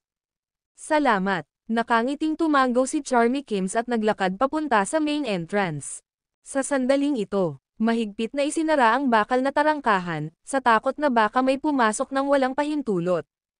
Ang gate ay gawa sa napakalakas na welded steel reinforcement. Kahit na ang isang truck na sumalpok dito ay maaaring hindi ito mapilit na buksan. Matanda, ano ang gagawin mo? Curious na tanong ng matabang lalaki. Papasok. Pagkatapos magsalita, inakbayan ni Charmy Kims ang kanyang pangingisda, direktang inilagay ang kanyang mga kamay sa gate. Isang tunog ng pagkabasag ng bakal ang umalangaw-ngaw. Sa gate, lumipad ang mga spark sa lahat ng direksyon. Ang di umano'y hindi nababasag na bakal na pampalakas, sa sandaling iyon, ay dahan-daang binubuksan na parang gawa sa papel. At pagkatapos, humakbang ng mahabang hakbang si Charmy Kims. Ako. Champagne. Nanginginig, kinuha ng taong grasa ang kanyang smartphone at nagsimulang mag-record ng video. Habang nagre-record siya, nagsalita siya ng may matinding pananabik, mga kababayan, bagaman hindi sabay-sabay, ngunit sa parehong parke. Ngayon lang, may PAM unit sa gate at pumasok. Diyos ko! Tao ba ito? Lumapit siya sa gutay-gutay na bakal na reinforcement, kinuna ng camera ang mga brake. Walang hindi ninyo maisip. Walang hindi ko, ang mataba, ang hindi magagawa. Ngayon plano kong mag-livestream para sa lahat. Ihinto ang paggawa ng pelikula. Hinawakan ng isang staff ang kanyang telepono, na nakahanda upang ibagsak ito sa lupa. Teka, tahan na. Ang matabang lalaki ay nagmamadaling na magitan, kung dudurugin mo ito, mabuti, ngunit hayaan mo muna akong umalis sa daan, pagkatapos ay basagin. Anong ibig mong sabihin? Medyo nataranta ang staff. Ito ay isang Galaxy Note 7, kung basagin mo ito, natatakot akong sumabog ito. Nagsalita ang taong grasa. Damn it. Nang inig ang staff, naramdamang uminit ang telepono sa kanyang kamay, at nagmamadaling ibinalik ito, huwag na itong mangyari ulit. Talaga, sigurado. Hinablat ng matabang lalaki ang phone niya at mabilis na umalis. Samantala, sa loob ng ticket booth, pawis na pawis ang tindera ng tiket, mapatla ang labi. Kinuha niya ang walkie-talkie, nanginginig habang pinindot ang talk button. Charmy. Nandito na si Charmy Kims. Ang video na ito ay edited by Urban Storytelling. Kabanata 918 paglukso ng Dragon Gate, Sir, mangyaring bumalik. Kakapasok lang ni Charmy Kims wala pang 50 metro nang makasalubong niya ang nagpapatrulyang staff. Nagdulot ng malaking kaguluhan ang kamakailang tunggalian, at naramdaman ng kanilang management team ang pressure na parang bundok. Araw at gabi ay nagsalitan silang nagbabantay, sinusubukang pigilan ang mga nanghihimasok na iyon. Nabigyan na ako ng access. Walang pakialam na sabi ni Charmy Kims. Paumanhin, ipakita ang iyong tiket. Tanong ng isang payat na lalaki na nangunguna sa 5 security guard. Inilahad niya ang isang kamay, ang pagkainip sa kanyang mga mata, kung maglakas loob kang paglaruan kami bilang mga tanga, pagsisisihan mo ito. Medyo mataas ang bilang ng mga nanghihimasok kamakailan. Sa kalagitnaan ng gabi, may itinapon pa silang matabang lalaki. Wala akong tiket. Walang pakialam na sabi ni Charmy Kims. Isang tiket. Isa lamang itong makamundong bagay. N on Omicron, S Omicron. Sa kanyang kamay, isang Martial Arts Association certificate, at sa kanyang dibdib, isang 5-star badge. Dapat may patunayan yan. Paglalaroan kami para sa mga tanga. Kumunot ang noo ng payat na lalaki, itapon mo siya. Oo. Mabilis siyang pinalibutan ng mga lalaki sa likuran niya at ipinatong ang mga kamay sa balikat ng matanda. Laking gulat nila nang hindi gumalaw ni 1 pulgada ang matanda. Kasing steady ng Mount Tai. Hindi ka pa nakakain ng late night snack. Ang payat na lalaki ay nagtaas ng manggas, nagmumura, isang grupo ng mga walang kwentang tanga. Pagkasabi noon ay lumapit siya at mahigpit na hinawakan ang braso ng matanda. Hindi pa rin gumagalaw. Kakaiba. Gumagamit ng puwersa ang lahat. Natigilan siya at napasigaw ng malakas. 6 na matanda ang hindi makagalaw sa isang matanda. Sayang. Napabuntong hininga si Charmy Kims at biglang nagunat ng kamay. Bang! Ang mga tao sa kanya ay tumilapon na parang nabangga ng isang sasakyan, mabilis na nagkalat. Isa-isa silang bumagsak sa lupa, nanginginig sa sakit. Maglakas loob na abalahin ako muli, at hindi ako magpapakita ng awa. Pagkasabi noon, dahan-daang naglakad si Charmy Kims, bit-bit ang kanyang fishing rod, patungo sa Brighton Lake. Pagkaalis pa lang niya ay tumakbo na ang manager ng parke. Nang makita ang mga tao na nakakalat sa lupa, ang kanyang paghinga ay naging mas hirap. Sa huli, nahuli pa rin siya ng kalahating hakbang. Ikaw ba? Alam mo ba kung sino ang lalaking iyon? Humihingal na sumigaw ang direktor ng parke, si Charmy Kims iyon, ang pangunahing karakter ng tunggalian bukas. Ano? Nang marinig ito ng payat ay agad na nakalimutan ng payat ang sakit na parabang nalaglag ang kanyang katawan, at may umagos na mainit na likido mula sa kanyang pandiya. Siya mismo. Sinubukan ba talagang labanan ang isang Grandmaster? Makalipas ang kalahating oras, ang balita na dumating si Charmy Kims sa Brighton Lake ay kumalat na parang bombang nuclear, na agad na kumalat sa buong lungsod. Vice President ng Martial Arts Association, isang 5-star martial artist. Nagdala siya ng napakaraming karangalan sa loob niya. Pagsapit ng alas 8 ng umaga, ang pasukan ng parke ay nakatipon na ng 10,000 tao. Karamihan sa kanila ay mga martial artist. Ang ilan, bagamat mga baguhan lamang, ay hindi palalampasan ang pagkakataong samamba. Ang pamamahala ng parke, pagkatapos ng paulit-ulit na pag-uusap, ay nagpasya na buksan ng maaga ang parke. Ang mga may tiket, na nagbabayad ng dagdag na 5,000, ay maaaring pumasok sa Brighton Lake isang araw ng maaga upang masaksihan ang kilos ng Grandmaster. Ang 5,000 ay walang halaga sa isang martial artist. Halos sa sandaling magbukas ang parke, 10,000 ang dumagsa. Ngunit lahat ay nagkaroon ng pangunawa na walang sino man ang pinapayagan sa loob ng 1 kilometro ng Charmy Kims. Nagbigay galang ang mga martial artist mula sa malayo, natural na hindi nangangahas na istorbohin ang pagsasanay ng nakatatanda sa pagmumuni-muni. At ang mga karaniwang turista ay tiyak na magkakaroon ng pakiramdam ng pagkamangha. Natatakot na pukawin ang maladyos na figurang ito at magdala ng kapahamakan sa kanilang sarili.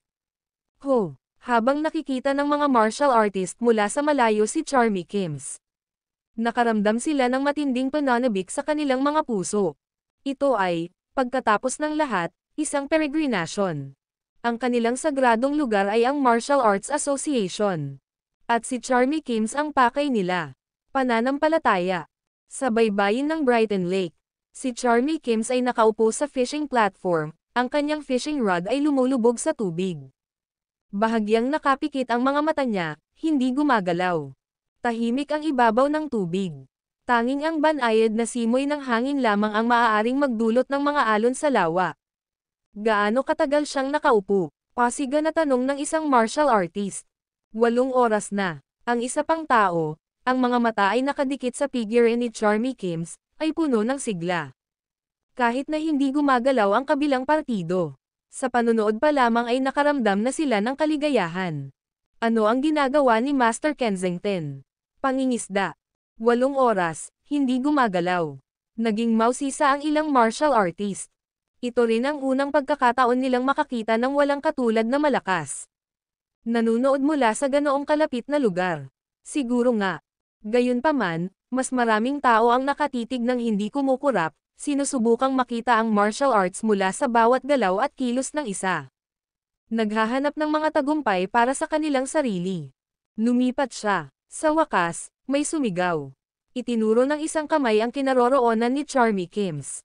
Tingnan mo dali. Nakita ko lang si Charmy Kims na tumalikod, kumuha ng basket ng pangingisda, at itapon ito ng mataas sa langit. Anong ginagawa niya? Ang ilan ay naguguluhan. Ang lakas ay napakatindi, ang basket ay tumataas ng 100 metro ang taas. Sino ang makahuhula sa ginagawa ng isang master? Ang mga martial artist ay nanunood ng hindi kumukurap, magkadikit ang mga kamay. Excited sila. Simula nang makapasok sila sa park ay nakita na nilang nakaupo si Charmy Kims. Ngayon, lumipat siya sa unang pagkakataon. Bang! Matapos ihagis ni Charmy Kims ang basket, bigla niyang hinatak ang pamangwit sa kanyang mga kamay. Sa ibabaw ng lawa, isang marahas na ingay ang sumabog.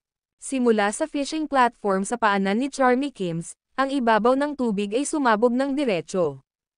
Para sa higit sa 50 metro. Tumaas ang malalaking alon ng mahigit 10 metro ang taas. Parang talon. Sa sikat ng araw, ang mga tumalsik na patak ng tubig ay nakabuo pa ng bahaghari. Kamangha-manghang. Ito kaya ang kapangyarihan ng isang grandmaster. Excited na naghiyawan ang mga martial artist. Sa buong buhay nila, hindi pa sila nakaabot ng ganoong kataasan. Marami ang hindi man lang nakalusot sa kanilang sariling pisikal na limitasyon. Ngayon, nasaksihan ang tugatog ng martial arts gamit ang kanilang sariling mga mata, ang kanilang mga puso ay tumitibok sa pananabik. Makakamit kaya nila ito balang araw? Umalangaw-ngaw ang sunod-sunod na alon. Brighton Lake, dating kalmado, ngayon ay hinalo ng marahas na hangin. Tunay na isang huwaran para sa ating lahat. Iniisip ko kung ang mapagpasyang labanan bukas ay mag-iiwan sa amin ng pagkabigo. Isang tao, na nakatingin sa nagtataasang mga alon, ay labis na napukaw.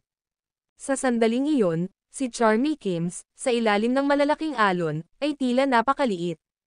Gayunpaman, ang kanyang pangingisda ang naging sanhi ng napakalakas na alon. Iniikot ang ilog sa ulo nito at ang dagat sa loob palabas. Ito ang ibig sabihin ng pagiging isang grandmaster. Inaasahan natin na ang batang iyon ay talagang may kasanayan. Ang mga martial artist ay natigilan, kung hindi, ito ay isang insulto kay Master Kensington. Ang paglalakbay ay hindi walang kabuluhan. At ang mga ordinaryong tao, nagsimula silang magsisigawan. Kailan pa sila nakakita ng ganitong palabas? Medyo marami pa nga ang dumanas ng biglaang pag-atake sa puso at nadala ni Windy Johnson. Malakas, napakalakas, tila imposible sa pamamagitan ng mga kakayahan ng tao. Whoosh! Dahan-daang hamupa ang dambuhalang alon, at bumalik sa kalmado ang lawa. Pumalakpak, sa sandaling iyon, perpektong lumapag ang basket sa ibabaw ng tubig. Si Master Kensington ay, napabuntong hininga ang mga martial artist, ayaw man lang kumurap.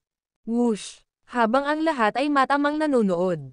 Malakas na nabasag ang pamalo ni Charmy Kims sa tubig. Sa isang iglap, hindi mabilang na isda ang tumalon mula sa tubig. Lumipad sila sa makikinang na bahaghari at nahulog sa basket. Pitter-patter. Ang tanawin ay parang mga carp na tumatalon sa Dragon Gate. Tunay na isang kamangha-manghang tanawin. Dahan-daang ibinaba ni Charmy Kims ang pamalo at huminga ng malalim. Tapos, sa isang mabangis na paggalaw, itinulak niya ang kanyang mga kamay pasulong. Whoosh! Ang buong basket, na parang hinihila ng isang malakas na puwersa, ay tumawid sa lawa, na nag-iiwan ng bakas ng mga alon. Dumiretso sa Charmy Kims. PS, ang 5 update kumpara sa 4 ay talagang nakakapagod. Lalo na ang huling update, dahil pagod na ang katawan ko, napakababa ng kahusayan. Sorry sa pagiging late, paumanhin para dito. Bukas susubukan kong bumawi sa 6 na update, ngunit huwag kang mabaigo kung hindi ko kayang pamahalaan. Ginagawa ko ang aking makakaya. Ngunit 5 update ang baseline. Ang video na ito ay edited by Urban Storytelling. Kabanata 919, pagtulong sa iyong hanapin ang iyong landas sa malawak na Brighton Lake. Ang pangingisda frame na hiniwa sa ibabaw ng lawa na parang yate. Gumagalaw ng mga alon ng ambon. Sa isang kisap mata, at sa loob ng ilang dosenang metro, ang fishing frame ay sumugod sa Charmy Kims. Boom! Nang wala pang 5 metro ang distansya, bumukas ang mga braso ni Charmy Kims. Isang invisible na aura ang biglang sumabog. Ito ay ang kapangyarihan ng isang Grandmaster. Naramdaman ng isang martial artist ang pagbabago-bago, nanlalaki ang mga mata sa gulat. Ang sinumang martial artist na halos umabot na sa rurok ng physical fitness ay mararamdaman ang mga hindi pangkaraniwang alon na ito. Ang pinakamataas na kaharian ng martial artists ay unity of heaven and man. Pagdama sa magnanimous integrity sa pagitan ng langit at lupa, tumatagos sa lahat ng bagay. Maraming tao ang napanganga sa pagtataka, na matamang nakatingin sa lawa. Isang malakas na puwersang mapang-api ang dumaan sa kanila, na nagpapahirap sa ilang ordinaryong tao na huminga. Para bang ang isang pares ng malalaking kamay ay mahigpit na pumipiga sa kanilang mga leeg. Mabilis na lumabas ang aura sa isang iglap. Bang! Direkta nitong naging sanhi ng pagsabog ng fishing frame. Sa ibabaw ng lawa, isang splash ang tumaas 20 hanggang 30 metro ang taas. Para bang isang mabigat na bomba ang ibinato. Omicron, S0. Gayunpaman, wala ni isang isda mula sa buong frame ang nakita. Splash! Bumagsak muli ang mga alon sa ibabaw ng lawa. Ang buong parke, parang katatapos lang ng ulan sa tagsibol. Dumaan si Windy Johnson, dala ang bango ng tubig ng lawa. Noong tumahimik na ang ibabaw ng lawa, kinuha ni Charmy Kims ang kanyang fishing rod at mahinahong umupo. Isang Grandmaster. Ang kanyang mga aksyon, tulad ng pag-ikot ng mga ulap sa labas. Noon lang ay tuluyang nalagutan ng hininga ang mga ordinaryong tao, hingal na hingal. Napuno ng hindi maikakailang pagkabigla ang kanilang mga mata. Ilang segundo bago, nang tumama ang malakas na pang-aapi na iyon. Akala ng lahat ay malapit na silang mamatay.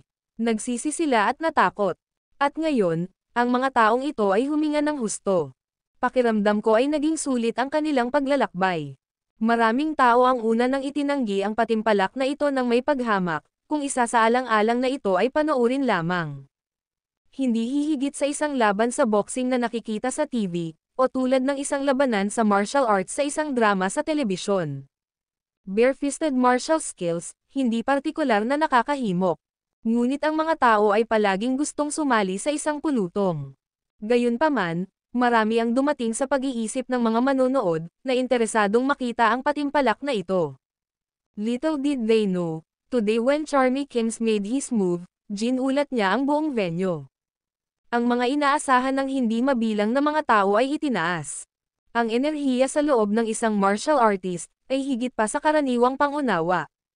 At ngayon, malalim na nakaukit sa kanilang isipan ang pangalan ng Martial Arts Association. Ang dating sagradong lugar lamang sa puso ng mga martial artist, ay agad na naging kilala ng lahat sa ilalim ng langit. Si Charmy Kims, sikat sa buong China. Naghihintay na lamang ng bukas, isang labanan para itatak ang kanyang pagkadyos. Ngayon, para i-promote ang martial arts. Ako, Vice Chairman ng Martial Arts Association, Charmy Kims, ay nagpasya na tumanggap ng mga hamon dito. Kahit sino, kahit anong sekta o school mo, basta martial artist ka, pwedeng lumaban. Nakaupo sa fishing platform sa tabi ng Brighton Lake, tinanggal ni Charmy Kims ang malapad na sombrero sa kanyang ulo, at mahinang nagsalita. Ang boses na ito, Medyo hindi nagpapanggap. Ngunit umalangaw-ngaw ito tulad ng pag-uurong ng Heavenly Thunder sa buong parke. Naramdaman ng bawat tao na parang bumubulong si Charmy Kim sa kanilang tainga. Gayunpaman, ang matanda ay nakaupo sa tabi ng lawa. Nakaka-relax at komportable. Ito ang Grandmaster, ipinapadala ang kanyang boses sa hangin. Napuno ng pananabik ang mga mata ng mga martial artist. Sino ang nakakaalam kung gaano karaming mga tao ang makakahanap ng kanilang tagumpay ngayon? Kinainggitan siya ng mga ito. Itinuro ng isang Grandmaster, isang bagay na hindi man lang mangarap na pangarapin ng marami. At ngayon, personal na ibinabahagi ng Vice Chairman ng Martial Arts Association ang kanyang mga turo. Lolo, pupunta ka. Sa dami ng tao, may isang matandang lalaki at isang batang babae. Bakas sa mata ng matanda ang pag-asa, na natiling tensyonado ang kanyang katawan. Nakatayo sa tabi niya, isang batang babae. Noon pa man gusto ni Lolo na sukatin ang kanyang sarili laban sa isang Grandmaster. Ngayon, nakakakita ng isang napakagandang eksena, ang kanyang buhay ay hindi naging walang kabuluhan. Dahan-daang hinubad ng matanda ang kanyang robe, na nagpapakita ng mapusyaw na dilaw na vest sa ilalim. Ngunit ngayon, kailangan kong labanan ang Grandmaster upang makita kung siya ay tunay na misteryoso gaya ng sinasabi nila. Lolo, mag-ingat ka. Nag-aalalang wika ng dalaga. Habang pinapanood niya si Charmy Kims na nagdulot ng malaking alon sa gitna ng tawanan at pag-uusap, nakaramdam siya ng pag-aalala sa kanyang puso. Kahit na ang kanyang lolo ay parehong mabigat. Sa loob ng mahigit 70 taon, natigil ako sa threshold na ito, hindi ako makatuntong sa kaharian ng Grandmaster. Ngayon, dapat kong samantalahin ang pagkakataong ito. Ang matandang lalaki, na tuwang-tuwa, ay natapos na magsalita at umungal. Golden Gate, Claude Reed, pakiusap, paliwanagan ako. Umalangaw-ngaw ang boses na ito sa buong parke. Claude Reed, ang pinuno ng Golden Gate. Noong araw, si Claude Reed ay isang paboritong anak ng langit. Nalampasan daw niya ang physical limitations noong 50s niya. Ngunit ngayon, 20 taon na ang lumipas, wala siyang pag-unlad at halos hindi na lumabas sa balita. Kung ang pagiging isang Grandmaster ay napakasimple, bakit ikaw at ako ay naririto pa rin at nanonood ng iba na lumalaban? Ang mga martial artist, nang marinig ang pangalang Claude Reed, lahat ay nagpakita ng kislap ng pag-asa sa kanilang mga mata. Pero at the same time, hindi nila maiwasang maging emosyonal. Grandmaster, mas bihira kaysa sa mga balahibo ng Phoenix at mga sungay ng unicorn. Napakaraming tao ang gumugugol ng kanilang buong buhay sa martial arts nang hindi man lang naaabot ang threshold. At sila, kahit na hindi pa naabot ang pisikal na limitasyon, ay nauna na sa 79% ng martial artists. Mas maraming tao ang nananatili sa panimulang yugto. Martial arts, nangangailangan ito hindi lamang ng pagsisikap kundi pati na rin ng talento. Tinutukoy ng pagsisikap ang mababang limitasyon, habang ang talento ang nagtatakda ng pinakamataas na limitasyon. Kung walang malakas na talento, kahit nagsisikap, nananatili silang isang baguhang martial artist. Lumalaban sa underground boxing, nagtatrabaho bilang personal bodyguard, o nagpapatakbo ng martial arts studio. Ito ay panghabang buhay. Tanging ang mga nagtataglay ng parehong talento at pagsisikap ang kwalipikadong maghangad sa tugatog ng martial arts. At si Claude Reed ay isa ng distinguished figure sa mga martial artists. Lubos nilang inaabangan ang tunggalian na ito, kahit na umaasa na makakuha ng ilang mga insight mula dito. Unti-unting naghiwa-hiwalay ang mga tao. Kusang loob na gumagawa ng paraan para kay Claude Reed. 1 kilometro ang pagitan nila ni Charmy Kims. Pakiusap, sa Brighton Lake, nagsalita si Charmy Kims, ikaw muna. Salamat, tinatanggap ko. Itinaklap ni Claude Reed ang kanyang mga kamay bilang pagpupugay, nakasuot ng dilaw na vest sa kanyang itaas na katawan. May mga salitang Golden Gate. Thud, thud, thud. Huminga siya ng malalim at mabilis na tumakbo. Bawat hakbang niya ay nag-iiwan ng bitek sa lupa. Ang mga tile ng parke, direktang nabasag. Sa wakas, 1,000 metro ang layo, nasakop ng wala pang 10 segundo, tumakbo siya sa endpoint. Ito ay halos nasa limitasyon ng pisikal na kakayahan. Si Claude Reed ay tumalon sa hangin, ang kanyang mga kamao ay mabangis na bumagsak.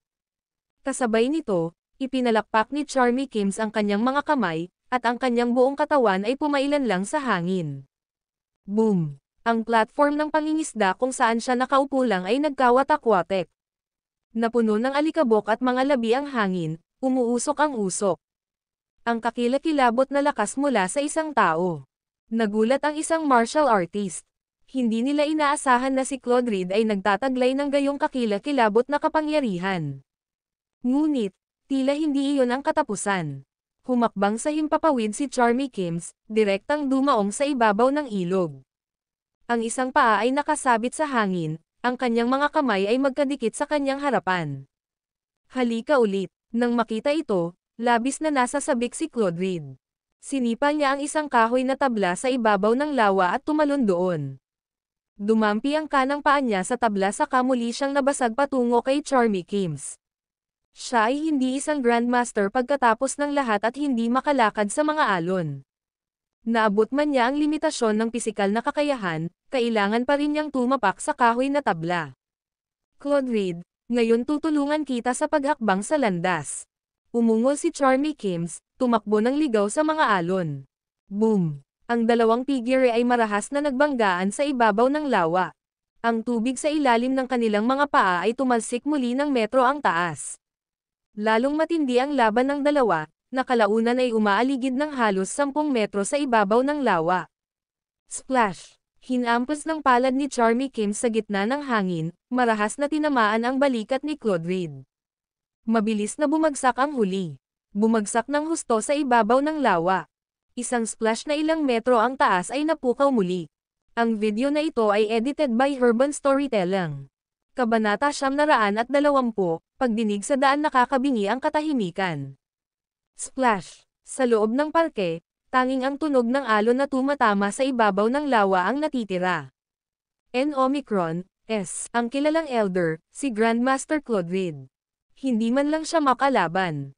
Sa totoo lang, kahit nasa pisikal na limitasyon, hindi makakalaban ng isang Grandmaster. Isang threshold, isang mundo ng pagkakaiba. At gaano karaming mga martial artist ang huminto sa threshold na ito. Lolo, pagkatapos ng maikling katahimikan, isang batang babae sa baybayin ang tumakbo palabas. Napahiyaw siya, sinusubukang sumugod sa lawa ng walang pakialam. Ang apo ni Claude Reed, hindi kapani-pani walang talino. Wala pang 10 taong gulang, at nagawa niyang tumakbo ng 1 kilometro sa loob lamang ng kalahating minuto. Marami ang gustong pigilan siya, ngunit huli na.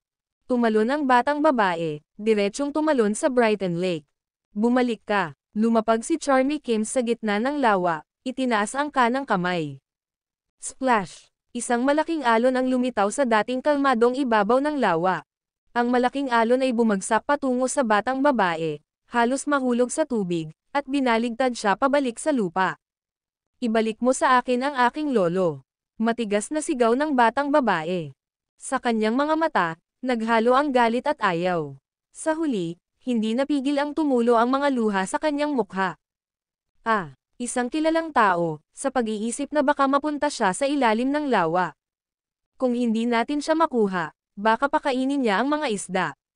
Grandmaster Claude Reed, bihirang mapantayan ng sino mang mas mababa sa isang Grandmaster. Gayunpaman, ang hindi makayanan ang isang hampas ng palad mula kay Charmy Kims ay talagang isang awa. Sa umaga pakinggan ang landas, sa gabi ay maaaring dumating ang kamatayan. Ibinaba ng mga martial artist ang kanilang mga ulo, nagluluksa para kay Claude Reed. Bilang kapwa tagasunod ng martial arts, alam nila kung gaano kahirap ang paglilinang. Ngunit sa kabila nito, marami ang sabik na subukan ang kanilang sarili. Upang labanan ang isang Grandmaster, paano ang kamatayan? Halos panatiko ang pagtugis ng mga martial artist sa martial arts. Kung mamamatay ako sa kamay ni Master Kensington, hindi mawawalan ng saysay ang buhay ko. May excited na sumigaw. Maaari bang patayin tayo ng Grandmaster? Hindi dapat namatay si Claude Reed. Sa katunayan, bilang isang santo ng ating martial arts, ayon sa teorya ay hindi siya dapat mag-strike para pumatay. Ang mga martial artist ay mayroon ding pahiwatig ng kawalang kasiyahan. Normal para sa isang Grandmaster ang pumatay. Pero dahil iminungkahi niyang gabayan ang lahat ng martial artists, hindi siya dapat pumatol para pumatay. Bagamat walang mali dito, nawawala nito ang biyaya ng isang Grandmaster. Ngunit sa sandaling ito, boom! Sa lawa, isang haligi ng tubig ang sumambulat. Isang maitim na figure ang tumalon, naglalakad sa mga alon. Ito ay si Claude Reed. Hindi siya patay. Hindi lang siya patay, tingnan mo siya ngayon. Ngayon siya ay naglalakad sa hangin at nakasakay sa mga alon. Halos malaglag ang panga ng mga martial artist. Naglalakad sa alon. Hindi ba Grandmaster iyon? Pwede bang? Haha. Salamat kay Master Kensington, pagkatapos gugulin ang buong buhay ko, sa wakas ay naabot ko na ang threshold ng martial arts. Boom! Tawa ng tawa si Claude Reed. Agad na naghiwalay ang mga alon sa magkabilang panig. Tumalon siya sa pampang sa Brighton Lake, sinaklat ang kanyang apo. Lolo, kanina pa umiiyak ang batang babae. Ayos lang, pipili si Lolo ng bulaklak para sa iyo. Huminga ng malalim si Claude Reed at dahan-daang itinaas ang kanang kamay. Siya ay umungal ng malakas, ang kanyang palad ay mahigpit na nakahawak. Swish! Isang pulang bulaklak, 5 metro ang layo, ay malinis na naputol sa kalahati. Dama po ito sa kamay ni Claude Reed. Isang Grandmaster. Talagang isang Grandmaster. Excited na naghiyawan ang mga martial artist. Ngayon lang nila naintindihan ang ibig sabihin ni Charmy Kims ng "I help you enter the path." Inggit. Ang mga martial artist ay napuno ng matinding inggit. At the same time, nirerespeto nila ng husto si Charmy Kims. Ganyan ang biyaya ng isang Grandmaster. Sasama din ako. Darating ako. Sa loob ng ilang sandali, ang hangin sa paligid ng Brighton Lake ay napuno ng mga maingay na tinig. Hindi mabilang na mga martial artist ang naghanap ng isang pambihirang tagumpay. Kung tutuusin, nasaksihan nila si Claude Reed na pumapasok sa landas ng martial arts sa ibabaw ng Brighton Lake. Pagtungtong sa kaharian ng Grandmaster. Hindi mahalaga, handa kaming ipakita ang paraan para sa mundo. Nakatayo si Charmy Kims sa gitna ng lawa. Dahan-daang nakaupong nakakross ang paa. Sa paligid niya, patuloy na tumataas ang mga ulap. Pagpasok sa landas, ang marinig ang daan sa umaga, ang mamatay sa gabi ay sapat na. Hindi siya pilantropo, tiyak na hindi siya tumulong ng walang dahilan. Kung hindi dahil sa kagustuhang pagandahin ang reputasyon ng Martial Arts Association, bakit siya basta-basta nakikialam? Isang kilalang 5-star martial artist, ang Vice President ng Martial Arts Association. Isang mataas na pag-iral. Itinuring niya ang lahat ng nauna sa kanya bilang mga langgam lamang. Maghintay para sa kamatayan at pagkasira ng landas. Dahan-daang pumikit si Charmy Kims, sumilay ang ngiti sa kanyang mga labi. Samantala, sa labas ng parke, hinawakan ni Claude Reed ang apo, puno ng ngiti ang mukha. Ang lakas ng isang Grandmaster. Sa pamamagitan lamang ng personal na karanasan ay mauunawaan ng isa ang kababalaghan nito. Siya ay napakasaya, natutuwa na siya ay naglakbay ng libu-libong milya upang makarating sa Brighton Lake. Para masaksihan ang kakisigan ng isang Grandmaster. Kahit na, upang gawin ang huling hakbang. Mula ngayon, ang aking angkan ay magiging buong pagmamalaki sa mundo. Kapag ang Grandmaster ang nasa taiman natin, sino ang maglalakas loob na tingnan tayo ng masama? Tumawa siya ng malakas, puno ng pride ang mukha. Lolo, gusto ko ang prutas na iyon mula sa puno. Ang maliit na batang babae ay tumawag, humahajijek. Sa katunayan, gusto lang niyang ipakita ng kanyang lolo ang pamamaraan na ginamit nito. Paanong hindi maintindihan ni Claude Reed ang intensyon ng kanyang apo? Sige, pipiliin ka ni lolo. Tumawa siya at iniunat ang kamay, pilit na tinutukan ang bunga sa puno. Pero biglang nagbago ang ekspresyon niya. Nanginginig din ang katawan niya. Lolo, anong meron? Nagtatakang tanong ng batang babae. Hindi, wala, pa. Biglang nagluwa si Claude Reed ng isang subo ng dugo at lumuhad sa lupa. Sa kanyang mga mata, lumitaw ang isang ekspresyon ng hindi makapaniwala. Hindi, paano ito? Hindi niya pinansin ang dugo sa kanyang mukha, nakatitig sa kanyang kamay. Bakit? Bakit ang kanyang mga kamay, na dating puno ng lakas, ngayon ay wala ng kapangyarihan? Ngayon ang buong katawan niya ay parang impos na bola. Mulata at nakahiga sa lupa. Lolo, huwag mo akong takutin. Ang maliit na batang babae ay nakatayo pa rin, sa kawalan. Hindi. Masakit na bumagsak si Claude Reed sa lupa, ang kanyang katawan ay halatang mabilis na tumatanda. Sa kalahating minuto, siya ay naging isang lantang matanda. Martial artist. Ang nakapaloob sa loob ay isang hininga na maaaring magmukhang mas bata. Dati, sa kabila ng nasa 70s o 80s, si Claude Reed ay mukhang isang lalaki na nasa edad 40. Sa katunayan, ang mga martial artist sa pangkalahatan ay mukhang mas bata. Ngunit ngayon, lahat ng hininga sa loob niya ay nawala. Walang pinagkaiba sa isang matandang lalaki sa kanyang higaan. Charmy Kims. Biglang may naalala si Claude Reed, nanginginig ang buong katawan habang nakahiga sa lupa. Sa pilitan niyang pinasigla ang aking potensyal, na naging sanhi ng pagkawala ng aking hininga. Kaya ayon. At akala ko ay nakapasok na ako sa kaharian ng Grandmaster, ngunit ang lahat ng ito ay isang scam. Habang sinasabi niya ito, nanlalaki ang mga mata ni Claude Reed. Bumagsak siya sa lupa, matigas. At namatay dahil sa kawalan ng hininga. Isang kilalang figure, ang pinuno ng angkan. Sa mismong rurok ng kanyang buhay, bigla siyang namatay. Lolo, matapos ang isang maikling sandali ng pagkabigla, ang maliit na batang babae ay nagpakawala ng isang makabagbag damdaming sigaw. Dalhin mo siya. Nang mga sandaling iyon, ilang lalaki ang biglang sumulpat sa kalsada. Walang sabi-sabi, binuhat nila ang batang babae at tumakbo patungo sa isang kakahuyan sa tabi ng Brighton Lake. Bitawan mo ako. Sino ka ba? Hayaan mo. Bago pa siya makatapos sumigaw ay tinakpan na niya ang bibig niya. Kung iisipin, si Claude Reed, kahit sa kanyang kamatayan, ay nangangarap pa rin na maging isang Grandmaster. Ang isa sa kanila ay nanunuya, isang Grandmaster, hindi ganoon kadaling maging, hindi ba? Patayin ang maliit na batang ito, at pagkatapos ay maaari tayong bumalik at magulat. Kumilos ka na. Inihagis ng isa sa kanila ang batang babae sa lupa. Nanunuya, sumali ka sa lolo mo. Tumigil ka. Noon lang, biglang lumitaw ang isang figure sa kakahuyan.